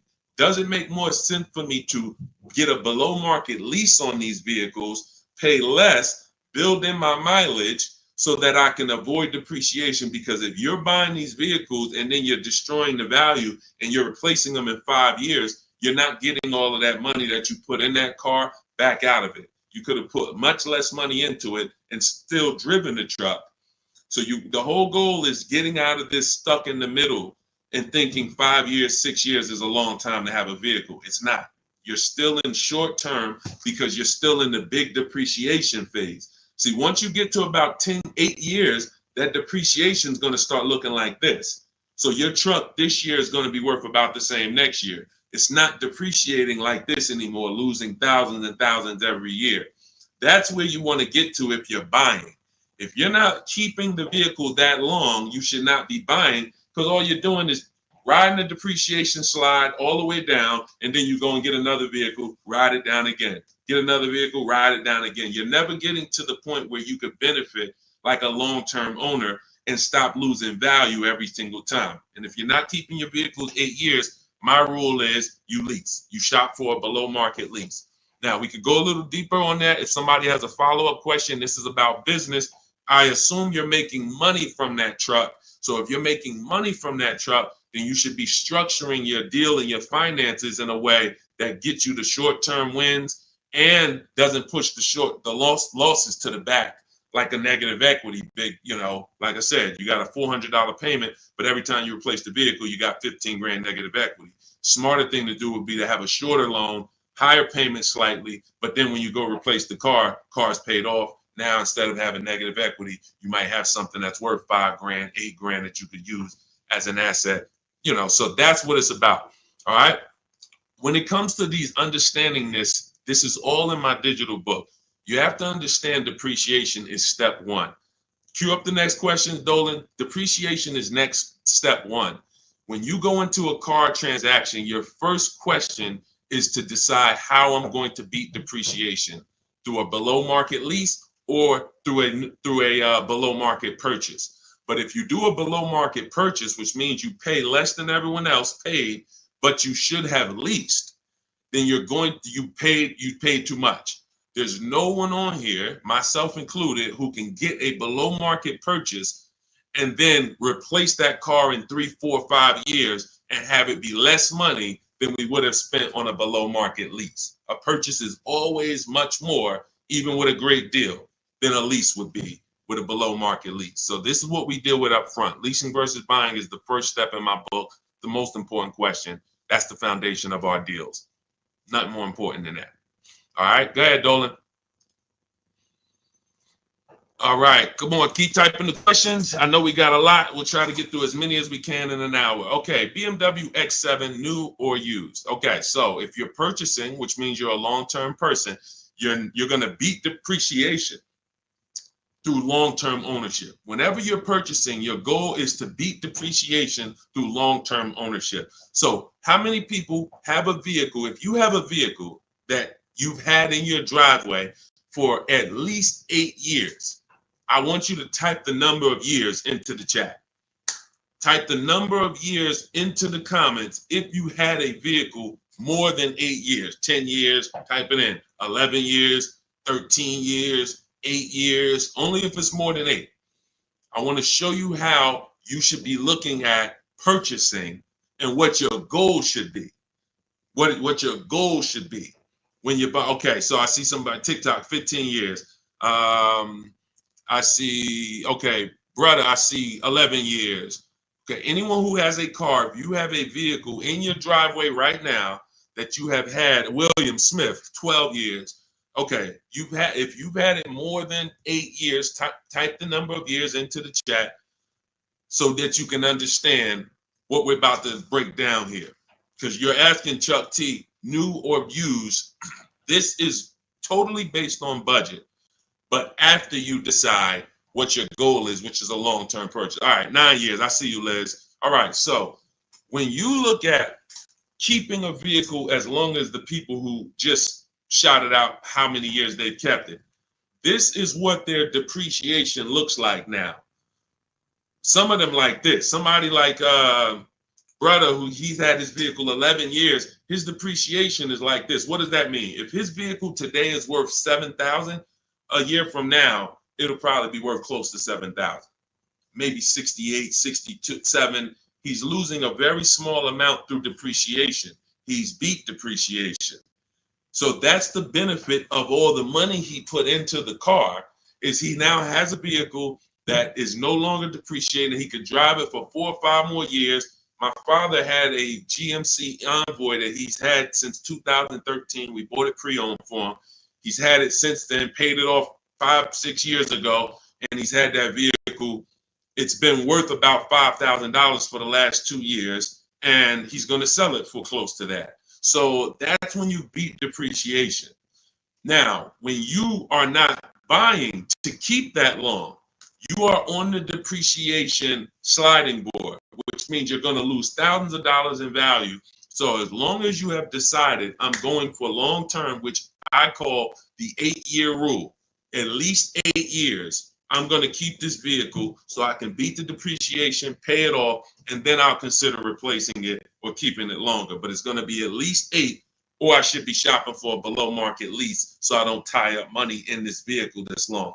So now you've decided I'm a long-term person, I'm purchasing new or pre-owned, strictly based on budget. Can we afford both? If we can afford both, then I have in step 3 in my book, and step 4, which is shopping, not buying. This is when I'm helping you make this decision of new versus pre-owned. Which value system are you operating with? Some people, if they know they're only getting a replacement vehicle every 8 to 10 years, they're going to go and get a new one because they're like, listen, I only do this once a decade. I want to make sure I have the latest and greatest. I could afford it, no problem. Some people, they say, you know, even though I could afford the new one, I want to go pre-owned. Let me try to knock 20%, 30% off my investment so I have even less money invested in the car. One person wants the latest and greatest. One person wants more value with a discount off of it, and they don't need the absolute latest. So that's the balance between new versus used. Can I get everything I need and want in a new car for my budget? Can I afford to get everything I need and want in a new car, BMW X7, for my budget?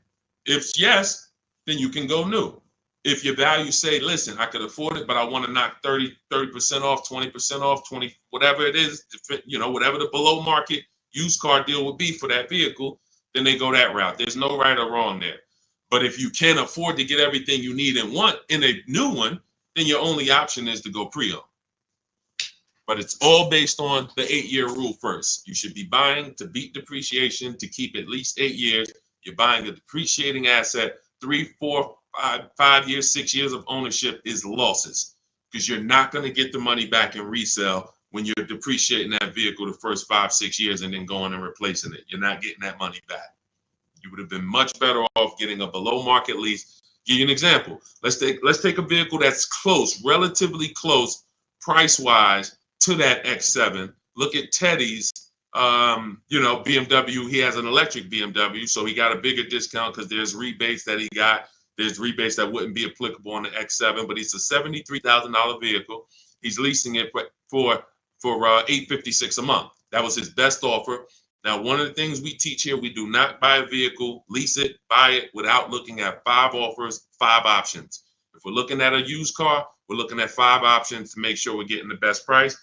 We do this from home. That's why my entire system, my book, everything is called Cars from Home. Cars from Home, because we're using the internet to do this. But you look at somebody like him, he paid $856 a month, no money down. On a $73,000 vehicle, some of you know every $5,000 would be how much? I know I got some new people on the stream, but I'm talking to the people who you've been tapped in. I may have a couple people who know every $5,000 when you're looking at a car is about how much per month. And you use this so that you never get scammed. When you know this, no one can throw, you need to know a basis of what a car should cost. And I'm gonna tell you why in 1 minute. Thank you, Anthony. Yes, $100. Great job. Anthony Perry knows $100. So if every $5,000 is $100, you're going to now look at a $50,000 vehicle and you're going to say that's going to be about $1,000 a month if I wanted to buy it. That doesn't take into account, okay, I might get a $10,000 discount. We're just talking about strictly looking at the base price, total price of the vehicle, asking price. Every $5,000 is about $100 per month on a 5-year loan. So you're looking at a $50,000 vehicle, that's about $1,000 a month. You're looking at a $73,000 BMW like Teddy was, that's roughly about $1,500, close to $1,500 a month on a 5-year loan. No money down. That's how we shop. No money down. We're just doing apples to apples. We may put money down later, but we need to know base numbers. This is base numbers. So look at Teddy. He's paying $856.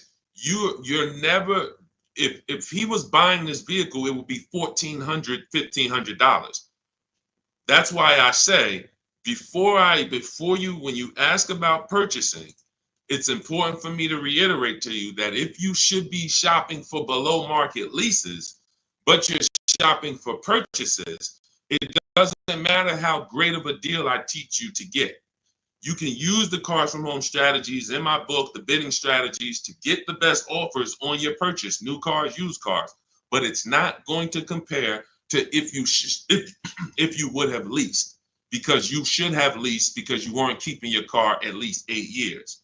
You can see he's $856 a month, and even if the deal wasn't that great, even if it was $1,000, he's still literally $400 or $500 less per month than if he had bought that car only to try to trade it in 3 or 4 or 5 years and go do it again. So the leasing versus buying is the biggest principle that you need to start your car deals with. There's nothing more important than that, and we want to make sure we drive that point home. Everything we're talking about is in my new digital book. It's called Cars from Home, 7 Steps to Saving Time, Money, and Avoiding Dealerships. You can get your copy for 75% off. That's part of my welcome offer to you. This is going to have all of my blueprints, step-by-step strategies for leasing, buying, getting below market deals for high mileage drivers. It's all in there if you don't want to try to remember this. And you can get it for 75% off as part of our welcome offer. In my TikTok bio, click the picture of me. My Instagram bio, click the picture of me. Click that website, and the YouTube comments or the Facebook comments. Grab your 75% off, but it's only good for 30 minutes. After that timer hits 0, the price does go back up to $97, which is still incredible. I get it at $97, but $24 is even better. All right, Dolan, shoot the next question up. All right. Cody, how much of a down payment is needed for trade-in with $10,000 negative equity? This is a great question. Depends on what you're buying the next vehicle for and what type of discount you got off the next vehicle. So give you an example. Let's take a dramatic discount like Milligan's discount. She got one of the largest discounts I've ever seen anyone get using our bidding strategies from home. Let me pull it up so that we can now.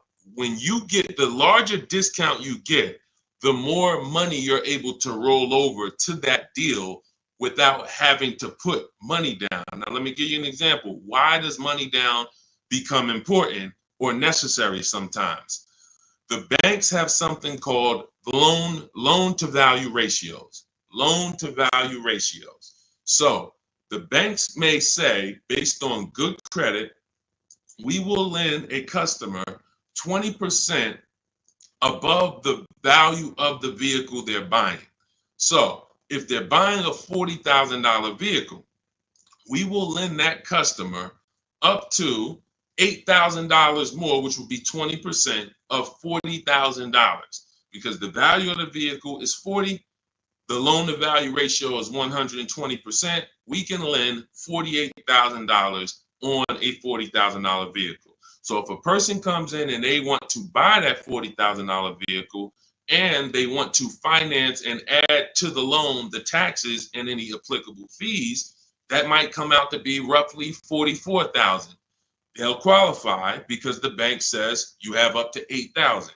Now, let's say they want to bring a small amount of negative equity over to the deal, $4,000. So now they buy it for 40. They get they have $4,000 in fees and taxes, and then they have another $4,000 of negative equity that they add to the transaction. The bank will say you're still at no more than 20% above the value of the vehicle. We can approve this with no money down.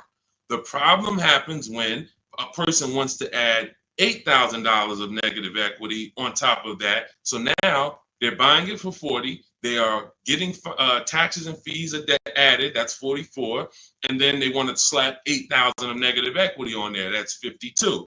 The bank is going to say, no, we only will approve 20% above the vehicle's value, which is $48,000. So if you could get it down to $48,000, we'll approve it. If not, we can't approve it. The customer has to put the money down to make up the difference. So in that scenario, what you would be asking for would be above the bank's loan to value ratios. This is why I call negative equity the bad credit for people with good credit.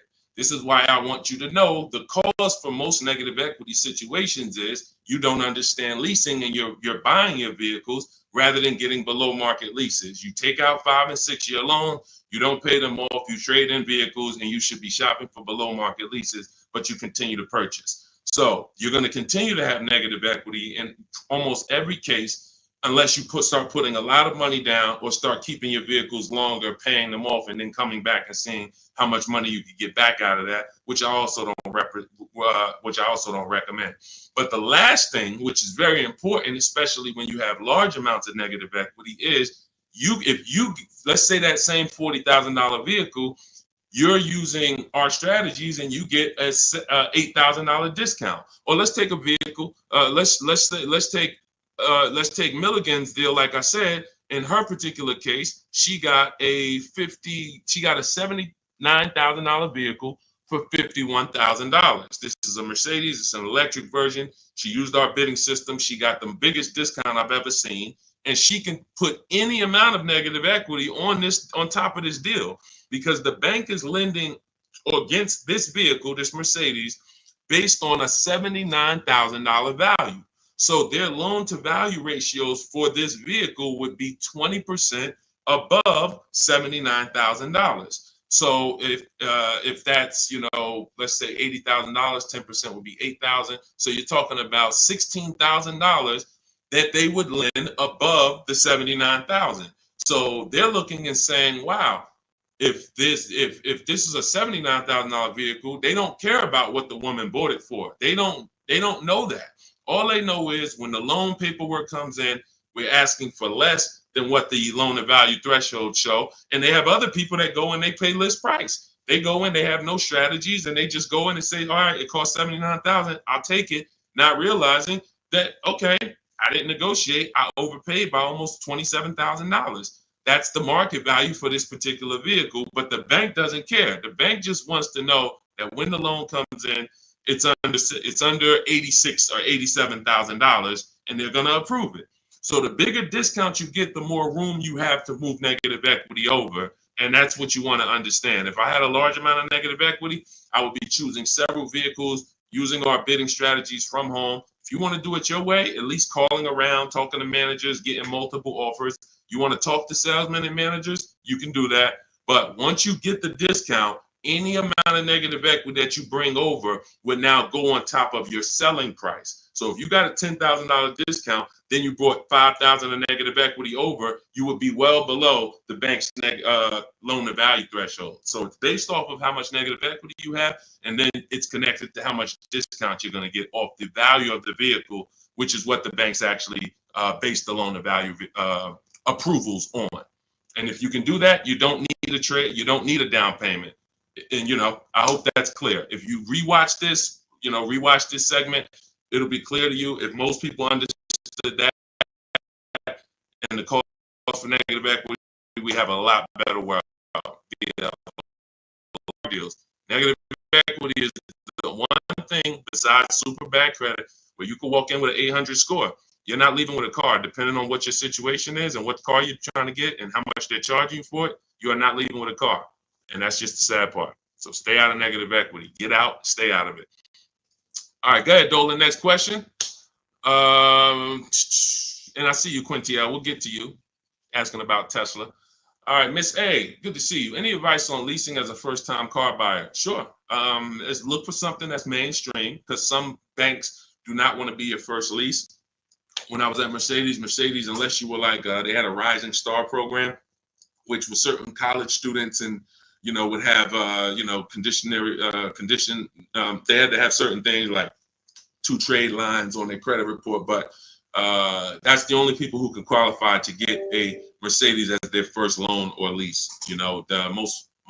Some of these, luxury banks or import banks do not want to be the first one, but Honda, Toyota, Chevrolet, Ford, Nissan, and possibly Infiniti, as long as your credit profile is good, you're in that good range, high 6s, low 7s, the better, the higher the better, and you have a solid credit report, that could be 2 credit cards, but you're paying them on time, you're not using up that credit. I would be shopping based on the 8-year rule, which is the first step in my book. The 8-year rule is how many years are you going to keep the next car? That's the leasing versus buying question. And once you make that decision, if you're not keeping the car 8 years, you should be shopping for a below market lease. And I've seen so many people that would buy their first car or they would buy their children their first cars, and they're getting like $400 payments on these cars or $350 payments. That's only a $15,000 to $18,000 car. So they're usually getting, a 4 or 5 year old, Hyundai Elantra, Toyota Corolla, if they're buying used. These are the same vehicles that they may turn around and trade in 2 or 3 years, 4 years. They're paying $350 a month, and God forbid the vehicle breaks down on them or anything. They're dealing with a used car, where you can get some of these incredible lease deals, and you can get them for, depending on the car you're looking at. Somebody had just got an Elantra, and the payment was $350 a month, brand new car, no money down. Let me see if I can find their deal. It was here we go. It's India. I joined last year. She joined our program. I do have a program where I shop with people. Depends on how you want to learn. You can go to my bio to figure that out too. But these are people who are in my program. They have the same strategies you have access to in my book, same process. It's just one's a blueprint for people who are like, Deshone, give me the blueprint. I'll follow it step by step. You can get to all your deals. And one is done with you, where you're like, hey, let's shop together. You're basically shopping with me. So it says, got back 6 quotes, because I told you guys we don't make a deal unless we get at least 5 quotes on every vehicle. Got back 6 quotes. Fast forward 2024, I had to find a car in 2 weeks, so you don't need a lot of time to implement this. My process actually takes, max probably 3 days. If you needed a car in 3 days, we can get a below market deal that fast. I had to find a car in 2 weeks, so I got to work in about 5 days. I walked out with a 2024 Hyundai Elantra, 36 month, 12K, 365 a month, no money down. So this is a brand new vehicle, probably about a $26,000 vehicle. You know, no money down. So when we consider the fact that, as I said, some people are buying their family members, you know, $15,000 to $18,000 vehicles that have a 365 payment. Okay, do I want my people? Do I want my my child or whoever in a, you know, 2019 or 5-year-old or 4-year-old or, you know, 6-year-old used vehicle for $350 a month, $360 a month, or can I go out and can I lease a below market? Can I get a below market lease? Because again, there's a lot of people paying a lot more than what India just paid. So I don't want you to think that's the deal for everyone. That's a below market lease deal. You can look at the commercials and you'll see that anytime you go to a website to lease a Hyundai Elantra, that's not going to be the deal. $350 a month, $360 with no money down. They're probably going to say $279 a month with $3,500 down plus tax and fees. And again, the key is this is a below market deal that India got using my blueprints, using our shop from home strategies where we don't talk with dealers. So that's the thing. I would most likely say I want my child or my spouse or whoever in a new vehicle for the same payment rather than a used one. So that's it. So everything we're talking about is in my new digital book. It's called Cars from Home, 7 Steps to Saving Time, Money, and Avoiding Dealerships. You can Google it. It's already 5-star rated. In fact, before we go to the next question, I wanted to pull in some of these reviews. Thank you to everybody who has reviewed the book. And I appreciate it. I just grabbed a couple random ones. Says here, this book is a must have if you're thinking of getting a new or used car. So much has changed in the process since I bought my first car 40 years ago. Think of it as a workbook. So even though you finish the book, you will refer back to it several times in the process. Deshone takes you step by step through the process and has videos to support the steps that I do. That's a surprise in there. For those of you who have the book, you know I link to certain videos to help you understand things better. I feel better prepared to go out, get the deal I want for my next car, and I know that I didn't get taken advantage of by a dealer. Thank you, Marguerite. Appreciate you. Again, you can get your copy as part of our welcome offer to you for 75% off. Books normally $97. You go to my TikTok bio, click the picture of me, go to my Instagram bio, click the website that says 75% off, or you can go to my Facebook comments or the YouTube comments to activate your 75% off. But it's only good for 30 minutes. If you visited and that clock started ticking down, once it gets to 0, the price does go back to $97. So go get your book, screenshot the thank you page so you'll have the support team's email and come on back to the show. Go ahead, Dolan, shoot the next one in. Oh, Dominique said, buy the book, y'all. I bought a used car using Cars from Home strategy. I saved so much money and time. It was not hard either. If you follow the steps, Deshone literally does it for you. That's it. That's a fact. Thank you, Dominique. That is a fact. Like, you're not using your stuff anymore. You're using my stuff. So that is, if you leave your stuff. That's why I represent Unlearn, Relearn, because when you decide you want to unlearn your way of car shopping and you want to do it the Cars from Home way, that's all you need. As long as you have a computer and you can copy and paste and send emails and visit websites, you can win. That's all you need. But you do need to be able to use a computer and copy and paste. That is a requirement. And everyone may not be able to do that. If you have somebody in your family that's good with copying and pasting and sending emails, that's all we need to win. All right. Thanks, Dominic. I appreciate that. Go ahead, Dolan. Shout out to the sharers and shout out to everybody running the likes up on TikTok. Thank you to everyone who hits the share button. Whenever you hit the share, tag your best friend, tag one friend in, because they may be car shopping this weekend. Right now, they might be going to a dealership later, and you have no idea. Most people are overpaying by thousands. There's only 3 prices you can pay with cars. Market value, that's what everyone pays. Above market value is what the worst negotiators pay. And below market value is reserved for people who are putting dealers against each other. Negotiators can get market value for negotiators. So even if you're a great negotiator like I am, obviously I was a great negotiator selling cars for 14 years, but even if I was a great negotiator, I'm still going to get market value, because the only way I could guarantee below market value is by looking at multiple options, the same way you buy a TV.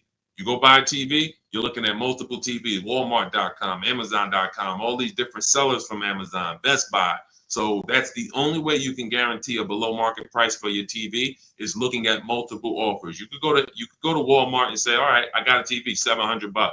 Was it market value? Was it below? Or was it above? You don't know until you look at all the market, and that's what we do. That's what Cars from Home is about. Okay, Alan Carter, 35 years in the car business. Your advice is spot on. Thank you, sir. I appreciate that. Thank you so much. All I want to do is help people find the 20% of car dealers and salesmen who are honest, who want to compete, who want to take care of their customers. That's the 20%.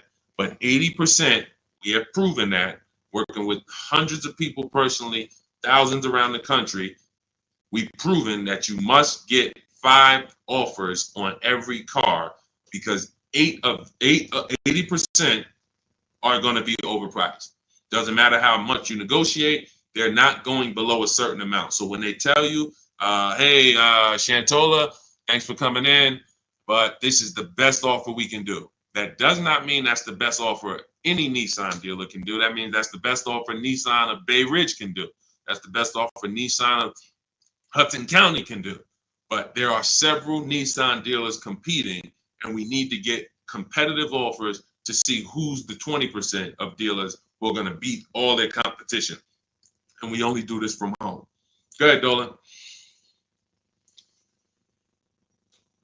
Great questions today. Let's go. Keep typing. Let's get to as many as we possibly can. Does your process work when leasing a Tesla? Yes and no. My parameters for overpaying for a lease should never be broken.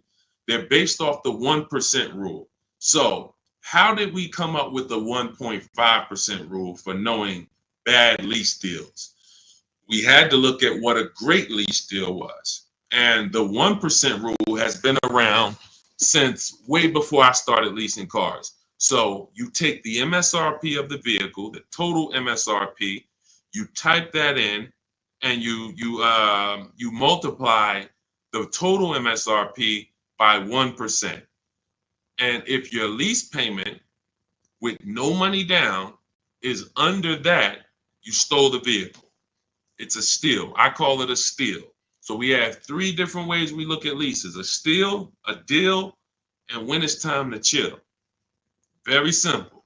A steal is 1% or less. So what does a 1% look like in real life? Look at somebody like Greg. Greg leases his $56,000 Kia EV6 Win, $527 a month. No money down, 12,000 miles per year. Now you can adjust this miles. You can get 15,000, 18,000, 25,000.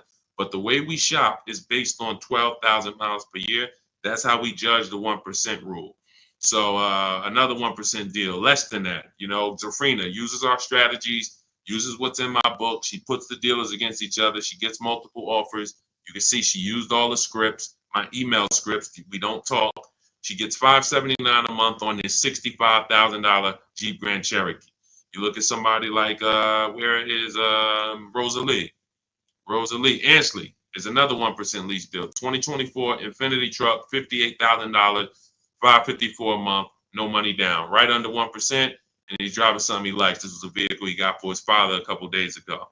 So this is a 1% lease. So now we say, when I started telling people about leases in my videos, I knew people were going to go out and get bad lease deals because they just literally don't know how to make people bid, and they're just going in trying to negotiate, not realizing a lease is going to look better than a purchase.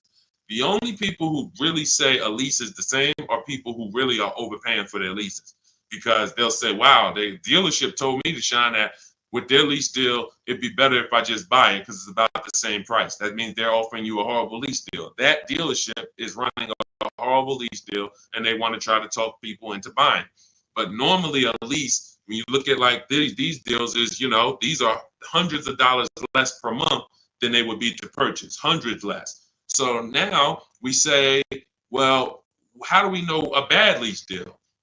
You're paying too much money for a car you're giving back. It's very simple. A bad lease deal is just that. You're paying too much money for a car or vehicle you are giving back in 3 years.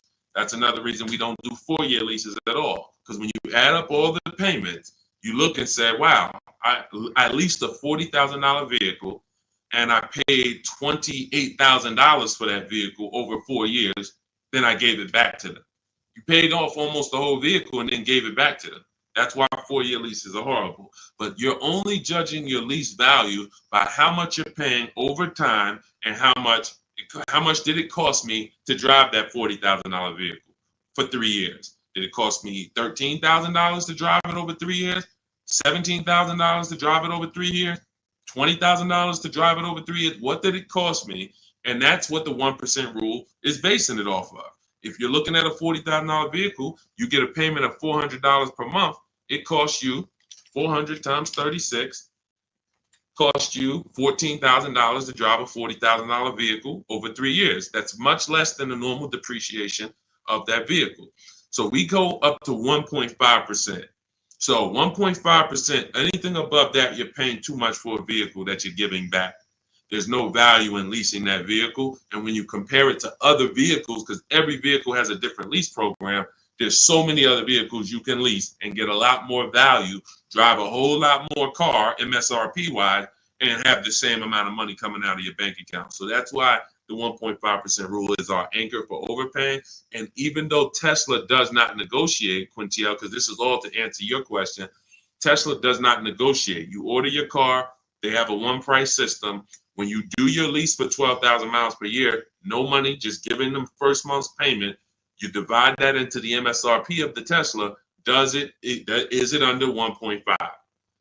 So I don't care that Tesla. So Tesla doesn't allow us to make dealers bid against each other because every Tesla is going to be the same price from California to New Zealand to New Hampshire to Connecticut. They're the same price. So what we have to say is the lease program good that Tesla is offering?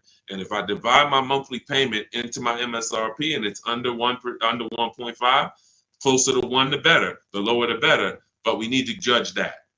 That's how we would judge that. So when that's the part of our process that would still be applicable when leasing a Tesla. And if you have a vehicle you're replacing, or when that vehicle is up, our system for selling leases, assessing our equity is still applicable because we don't return a lease without checking equity. This is step 2 in my process. If you have a lease, or if you have ever at any point in your life dropped off a lease to a dealership without checking for equity, type me in the comments. Type me in the comments. If you have returned a lease and you did not assess your equity, and matter of fact, I know there's a lot, you might be like, Deshone, I didn't even know you could sell a lease. If you didn't know you could sell a lease, just type a question mark.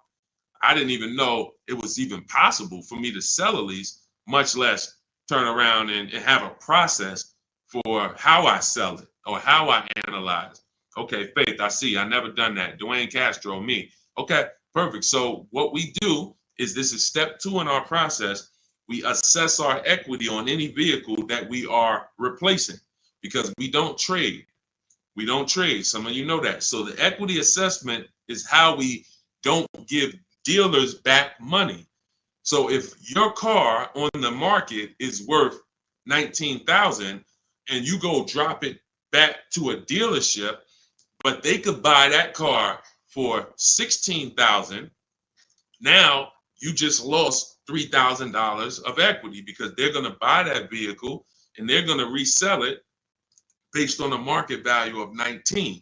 So what we do is we make sure before we return any lease, we are checking the market value, getting 6 offers to see if is the price that a dealer can buy our lease for, is that a price that is that a price that's higher than our is our market value higher than the market? Let me break it down like this. Let's say the dealer buyout price is $19,000, but your highest offer market-wise is $24,000. That means you have $4,000 to $5,000 of equity that we could cash out, let CarMax, Driveway, Carvana, Kelly Blue Book Instant Cash Offer, Auto Nation, Car Gurus, one of these buyers that we use, this is all in my book. This is step 2. We get these online bids.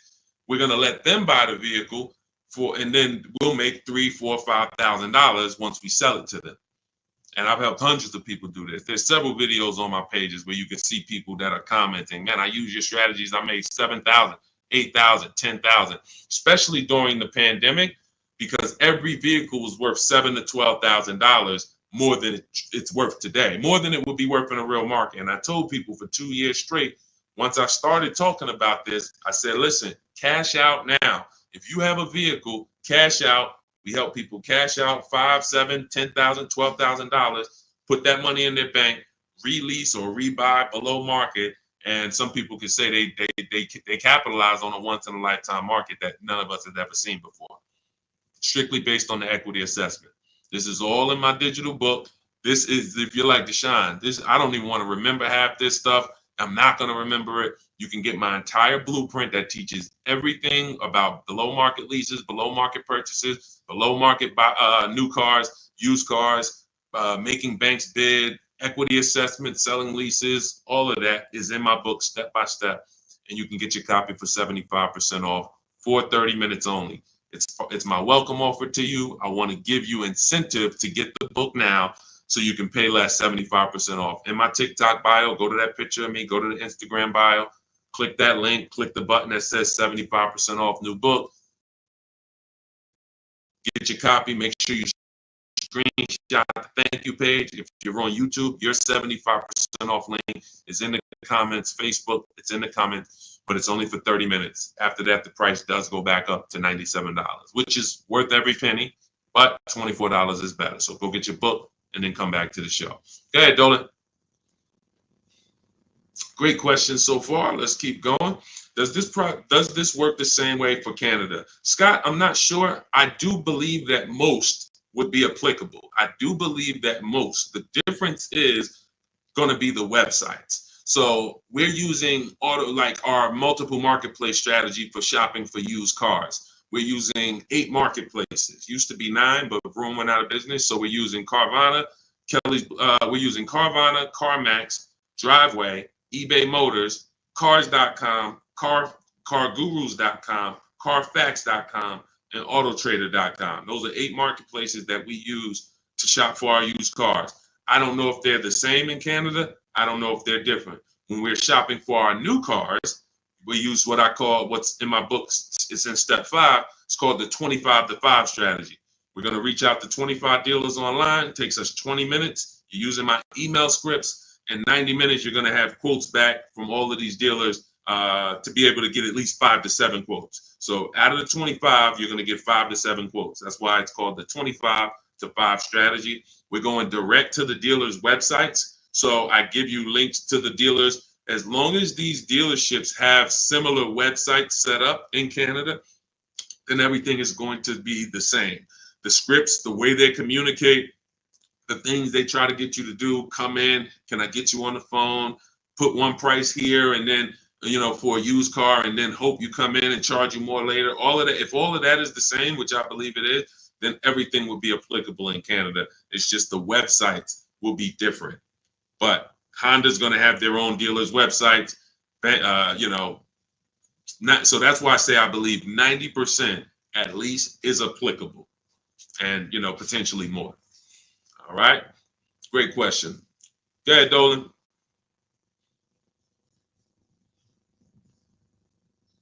I have the book. Great job, and make sure you guys send me your emails, just like Tiffany did. I always use Tiffany because she was the first one to send us an email, and I always make sure I reference her. But everybody who sends these in, I get to bring them onto the show. I brought a couple more. Look, this one is from Christopher. Deshone, thanks so much for these resources. I read your entire book last night. I've already been underway and trying to put my deal together. What a great book. I have my quotes together. Now I'm ready to take the next step with the calculator.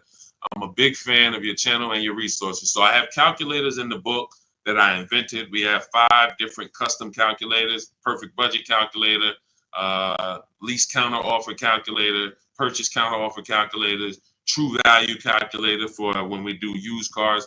So I think there's 4, might be one more, but there's at least 4 calculators that we invented. That these, you can't find these anywhere on Google. I literally wrote the code, and so that's what he's talking about when he talks about the actual calculators that are in there for you guys. So yeah, send me all your details. I love reading stories like that. Okay, Stos, what if I have a 600 credit score? How much is that lease deal that they're going to give me going to go up by? It's a great question. So if you are not in a position to lease because you won't qualify for a lower tier approval, a tier 1 approval, which is basically the best offer. Most leases are they're offering the lease based on tier 1 approval, which you don't need to have perfect credit for. That's not a super tier approval. That's not A1. There's tier 1 and then there's tier A1. So A1 is going to be a super tier, which is usually applicable on limited inventory cars. It's not important, but most vehicles, they're going by tier 1. And so most people can qualify for tier 1 with a good credit profile. But if you don't get tier 1, the payments can go up significantly. If you get tier 3, tier 5, some banks have 6 tiers. So the payment can go up by $100, $150. That's why we always have backup offers. So in case someone tells us, hey, your payment's going up by $80, we go to our backup offer. We give them a chance to actually see are they lying to us? Are they just trying to take a shot at us?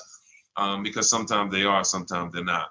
But if I can't qualify for a lease, what I'm doing is buying what I call in my book a smart card. This stands for saving money at the right time. Saving money at the right time. It's not the little smart cards that you may be familiar with. What I'm doing is setting myself up to lease. So I'm going to go get the least expensive car that I can get a loan on.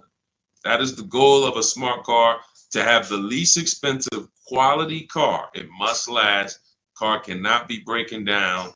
It's the least expensive quality car that I can get a loan on. $10,000 loan, $12,000 loan. So now I'm going to get the smallest car that I can get, maybe like a Hyundai Elantra or something that was like 24, 25,000 new. And I'm looking to get it around 10,000. So it doesn't have to be too old. Now I'm getting that vehicle. I'm going to drive that vehicle for 2 years, establish a payment history. My payment should be no more than $250 a month. You're talking about a $10,000 loan. So now I got an easily manageable payment. I got a car that is dependable. I trade out of that into a lease in 2 years. But what some people do, which is what I don't recommend you do, when you're trying to qualify for a lease, that should be the goal. It should be, I'm buying this vehicle right now that I'm getting is going to set me up for my lease in 2 years. Now, some people will go, I just got to have what I want now. And they'll go and they'll get the Dodge Charger with the Hemi engine, or they want but they know that, all right, I'm going to go and get a $25,000 vehicle. But because you have a low credit score, you're going to pay 18, 20, 25% interest. So now when you go to replace that, first of all, in 2 years, you got to make it to 2 years with a high payment, a car that most likely wasn't a quality car, because you're stretching. When I say you're stretching, if you're trying to get a $25,000 Dodge Hellcat, that vehicle probably has 80,000 miles on it, no warranty. So you're getting you're not getting a quality one. You're getting the one you can afford, which is going to be high miles, older, and now you have this high payment, high interest. So when you go to replace that car in 2 years and try to go into a lease, you're going to have a huge amount of negative equity, maybe $8,000, $9,000, $10,000, $15,000 of negative equity. So when you try to go into that lease, you're not going to even be able to make the lease make sense, because you're bringing all this negative equity over from the old car. So that's why I say you discipline yourself. You drive something, least expensive car, because you're building. You're building. We haven't earned the right to get what we want, but if I discipline myself for 2 years, drive a vehicle that is the least expensive, reliable vehicle that'll do the job for me, 2 years down the road, I got 2 years of payment history. I traded out of that into my new lease, and I'm driving a brand new car from that point on. That's the plan if I didn't have good credit, but I knew I need to get to the point where I could lease. That's exactly what I would do. All right, great question. Go ahead, Dolan. Scott Johnson hold on. Ahmed, the payment includes money factor and taxes. So what part of the lease is too much? It's too much based on the total amount for a vehicle you're not going to own. So when I leased my $35,000 Jeep Grand Cherokee, I got it for $330 a month. This was in 2018. So 2018, I paid $330 a month, and then I drove off. It was a 39-month lease. So over 39 months, I paid $12,870 for a $35,000 vehicle. Plus taxes and fees, it would have been probably $39,000. So $12,000 it cost, $12,870 it cost me. When you are leasing, the only thing you are considering is how much does it cost me to drive this vehicle over 3 years. The lower, the better. And that's how I look at cars, and that's how I teach all people who do cars from home, all the cars from home insiders, look at leases and say it's a value play. That $40,000 vehicle, what's the below market lease on that? We get below market leases by making dealers bid. That's what the whole cars. That's a huge part of what the cars from home system is. You're not going to get the below market deal negotiated because you don't know what the market is. 80% of dealers are overpriced. So 4 out of 5 dealers are not going to give you a below market offer. They're going to hold more profit. They'll give you a discount, but they're not going to beat all their competition and give you the biggest discount. That's why we get multiple offers. Once we look at the below market lease, we can determine how much we're paying for this vehicle over a 3-year period. And the lower the better. Because again, we're comparing it to the 1% rule. So the 1% rule has been around. It's literally, I'm driving new vehicles for cents on the dollar. A 1% lease, $400 a month for a $40,000 car, no money down. The same $40,000 car would be $800 a month to buy, based on the fact we know every $5,000 is $100 a month. So $40,000 on a vehicle, that would be $800 a month. That's not including taxes. So you're talking $800 a month, $850 a month to buy a $40,000 vehicle on a 5-year loan. A 1% lease is $400 a month. So we're always judging the lease by how much am I giving them over a 3-year period to drive this vehicle. And, there is a point in time where you're paying too much for a vehicle you're giving back. And that means you signed a bad lease deal. Go ahead, Dolan. All of this is in my book. I teach you about the 1.5% rule and why we don't sign leases over 1.5%. All of this is laid out step by step. That's a huge part. When you hear me say rules, the 1.5% rule, the 8-year rule, these are principles. These are boundaries in our Cars from Home blueprint that we don't step over. We don't. And there's one thing, if you step over, great. That's on you because you're an adult. But it's another thing to know you're actually stepping over a boundary. And that's what we didn't have in the past. We didn't have boundaries that we knew we were stepping over. When is your loan too long? Well, in real estate, you have boundaries. That's why who would sign up for a 40-year mortgage? Type me. Do I have anybody in here willing to sign up for the 40-year mortgage? Anyone? Anyone willing to sign up? You're a smart person. Anyone? You could get a $600,000 house for the same payment as a $400,000 house potentially. Anybody signing up for a 40-year mortgage? What about a 50-year mortgage? What about a 50-year mortgage? No. Most people know, Deshone, the longest mortgage we're gonna get is a 30-year mortgage. Some of you go for 15 years to pay it off quicker, but you're not doing 40, you're not doing 50. Because that means I can't afford this vehicle. Boundaries. That's industry established boundaries. That means I can't afford this house. If I have to take a 40-year mortgage, 50-year mortgage just to afford it, I can't afford it. That's the same thing we bring. That's one of the boundaries we bring to car buying. We don't do loans longer than 72 months. 6-year loan is the longest loan that we will do on a car. It just leads to problems. Most of the people who've had problems with cars, horrible problems. They still have loans on them, cars breaking down. They should be putting money to the side every year for maintenance, but they can't because they're still making a $500, $400, $800 car payment, and the car is 11 years old. These are issues. These are boundaries that we don't step over. That's why you'll learn in my book, The Rule of 72 and the 10th birthday. 6-year loan is the max. Car should be paid off by the 10th birthday. These are boundaries. That's what we bring. Deion Harvey, would you pay 16 for a Mercedes Benz with 113,000 miles? No, unless you can pay cash for it, you most likely are going to end up in a tough position, and I'll tell you why. If you can pay cash for it, then you can put away money for the maintenance and for the upkeep. When I sold Mercedes, and I sold them for 5 years, the people who I would literally run into that were in tears were people who the service department told, you have a $4,000 repair, plus you need brakes, plus you need an oil change. So oil change on the Mercedes is $200. Brakes could be $2,000. Then you have a repair because you don't have a warranty that could be your navigation system goes out. That could be $3,000. So literally you're looking at $6,000 and you still have a car payment and you still have insurance and you still have gas. So this is something I call the 4 expenses that we take into account.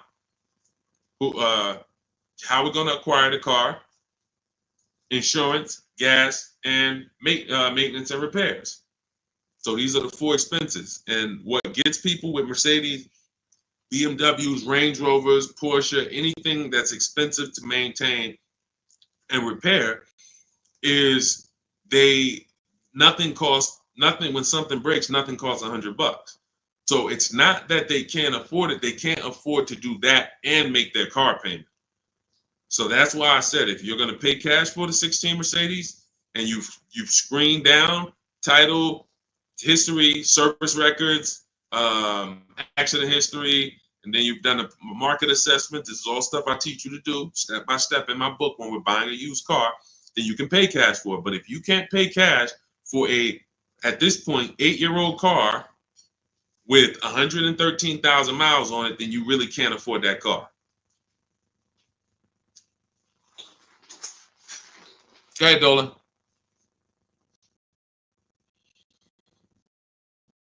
Any Euro car after $100,000 is a money pit. That's why you can get them cheaper. And listen, if you know, you can have vehicles that were well taken care of by people and they just went to upgrade their model.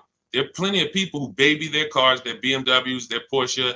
They've done all the maintenance. Now they get to 100,000 miles. They might have had it for 8 years and they're ready to sell it. And it's a great opportunity for someone else to buy. But you have to be able to afford these cars. And you have to be able to avoid, if you can't afford to repair and maintain them, then you can't afford these cars. So that's the principle. And again, I'm somebody who's worked. My most expensive car I ever sold was a $435,000 SLR McLaren. So I've had plenty of people who had, $200,000 Maybachs and, $180,000 S63s. Like, there are principles of affordability that safe people, conservative people follow to make sure they're not getting in trouble buying these expensive vehicles. And then there's people who don't have these principles and they're buying less expensive vehicles, lack of quality, and they're basically shoehorning their way into the vehicle with a loan, but they can't afford the vehicle because they can't afford to maintain it.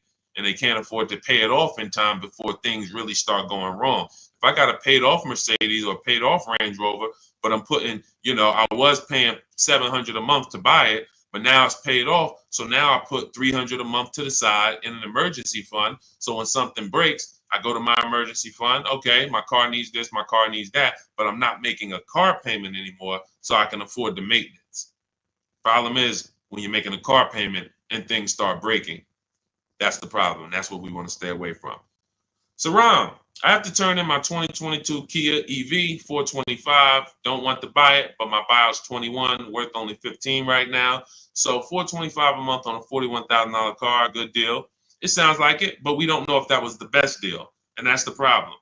Sounds like it. It's a 1% lease, 425. If you put no money down, and you literally just signed the deal for 425, gave that to them and drove off at 425 a month, then that's close to a 1% lease. And that's but we don't know if that was the best. And I'll give you an example. So Zafrina was shopping for a Jeep Grand Cherokee. She had one coming off lease. She ran her equity assessment just like you. It was no equity in it, so that means she's just going to return it. If there's no equity in the lease, we just return it. When it's done, we start shopping for our lease, just like normal. Once we make our last payment, we get out, we start shopping using our system. Now we get our offers. She gets offers on this Jeep Grand Cherokee Limited, and she said it was about 1.2%, which is a solid deal. I mean, 1.2%. Great value lease. But she said that the dealer who won the bid, who she was about to choose, said that she was coming out of a 1% lease that I had helped her get going back to 2021, right before the pandemic, maybe 2020. She was coming out of a 1% lease. So she was really trying to get back to a 1% lease, not go up to 1.2. So the dealer said, this other vehicle I have, this electric one, I could get you to 1% on that. So she asked in our group, because this is people who shop with Deshone. If you want to shop with Deshone, if you want to learn, depends on how you learn. Go to my same bio and you'll see buttons that says, see if you qualify, shop with Deshone. But I do work with people who want to actually shop in a different way. Blueprint is for people who like blueprints. If you are a blueprint person, Deshone, give me the blueprint. That is my Cars from Home book. It's the ultimate blueprint to below market deals. That's why I show all of these people who actually used it and wrote about it, and you can read the reviews on it. But when you see these Facebook posts, these are people who have been working with me and in my private program. But anyway, let's get to the point. She now says, should I take the 1% on the different vehicle? I said, you got to you have to reach out to all the dealers that emailed you about the original Jeep Grand Cherokee and now give them a shot, because now that guy might be offering you 1%, but you don't know, is that the best deal? Just because he was going to give you the best deal on the normal version, he beat everyone else. That does not mean he's giving you the best on this electric version. He could be using this as an opportunity to make a little more money on you. So she connects, sends out my scripts. We have this contact script, very simple to use, copy and paste.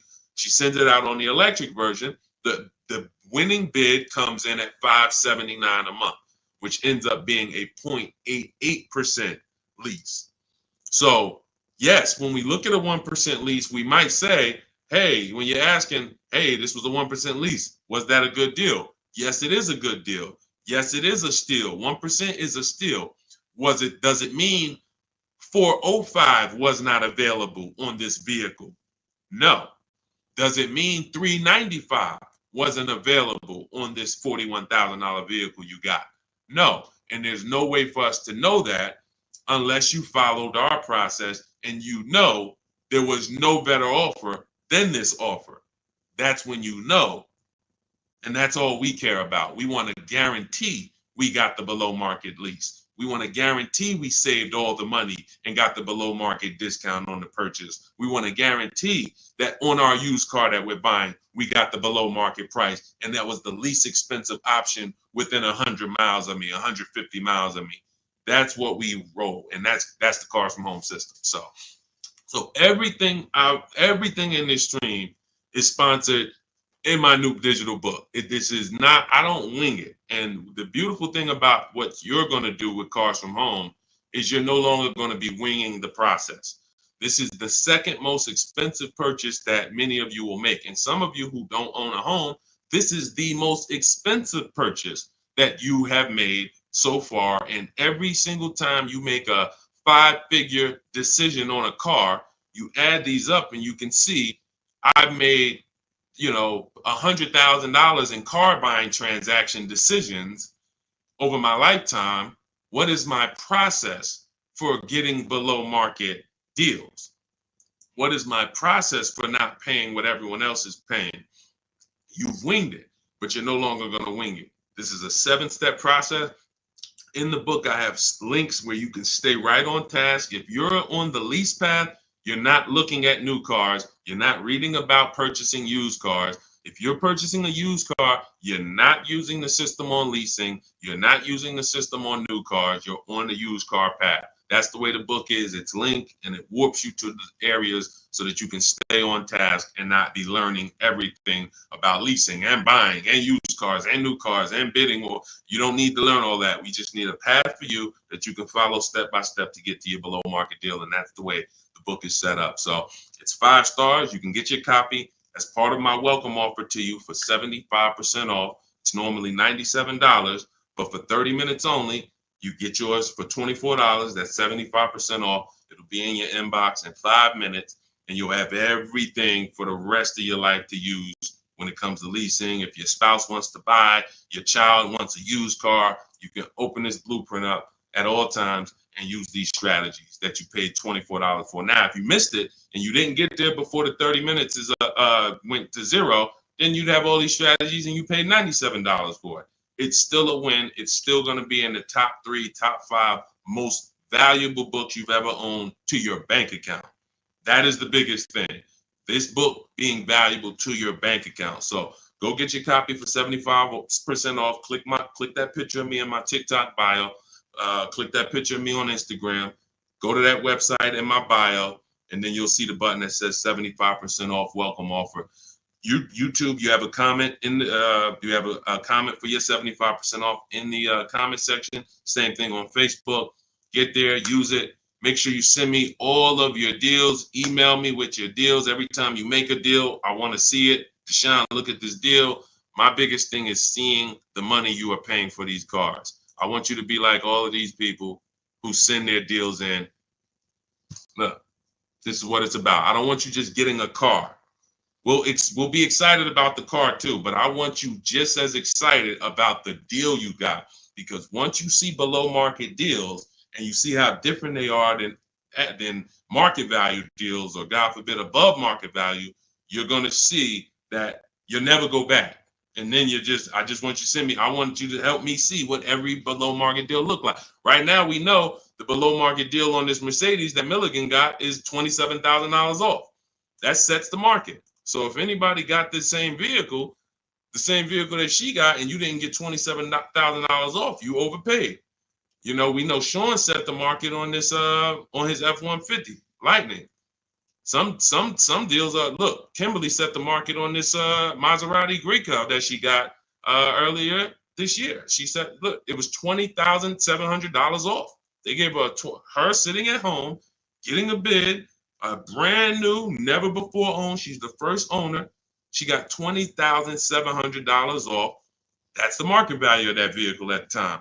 If somebody got $10,000 off, they paid. That's an average deal. They overpaid by $10,700. So we get to set the market for these vehicles using these shop from home strategies, and that's what I want. I want you empowered. I want you guaranteeing that you save, that no one else paid less than you.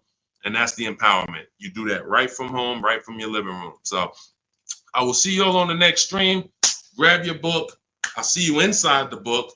And God bless you. Let's keep unlearning and relearning.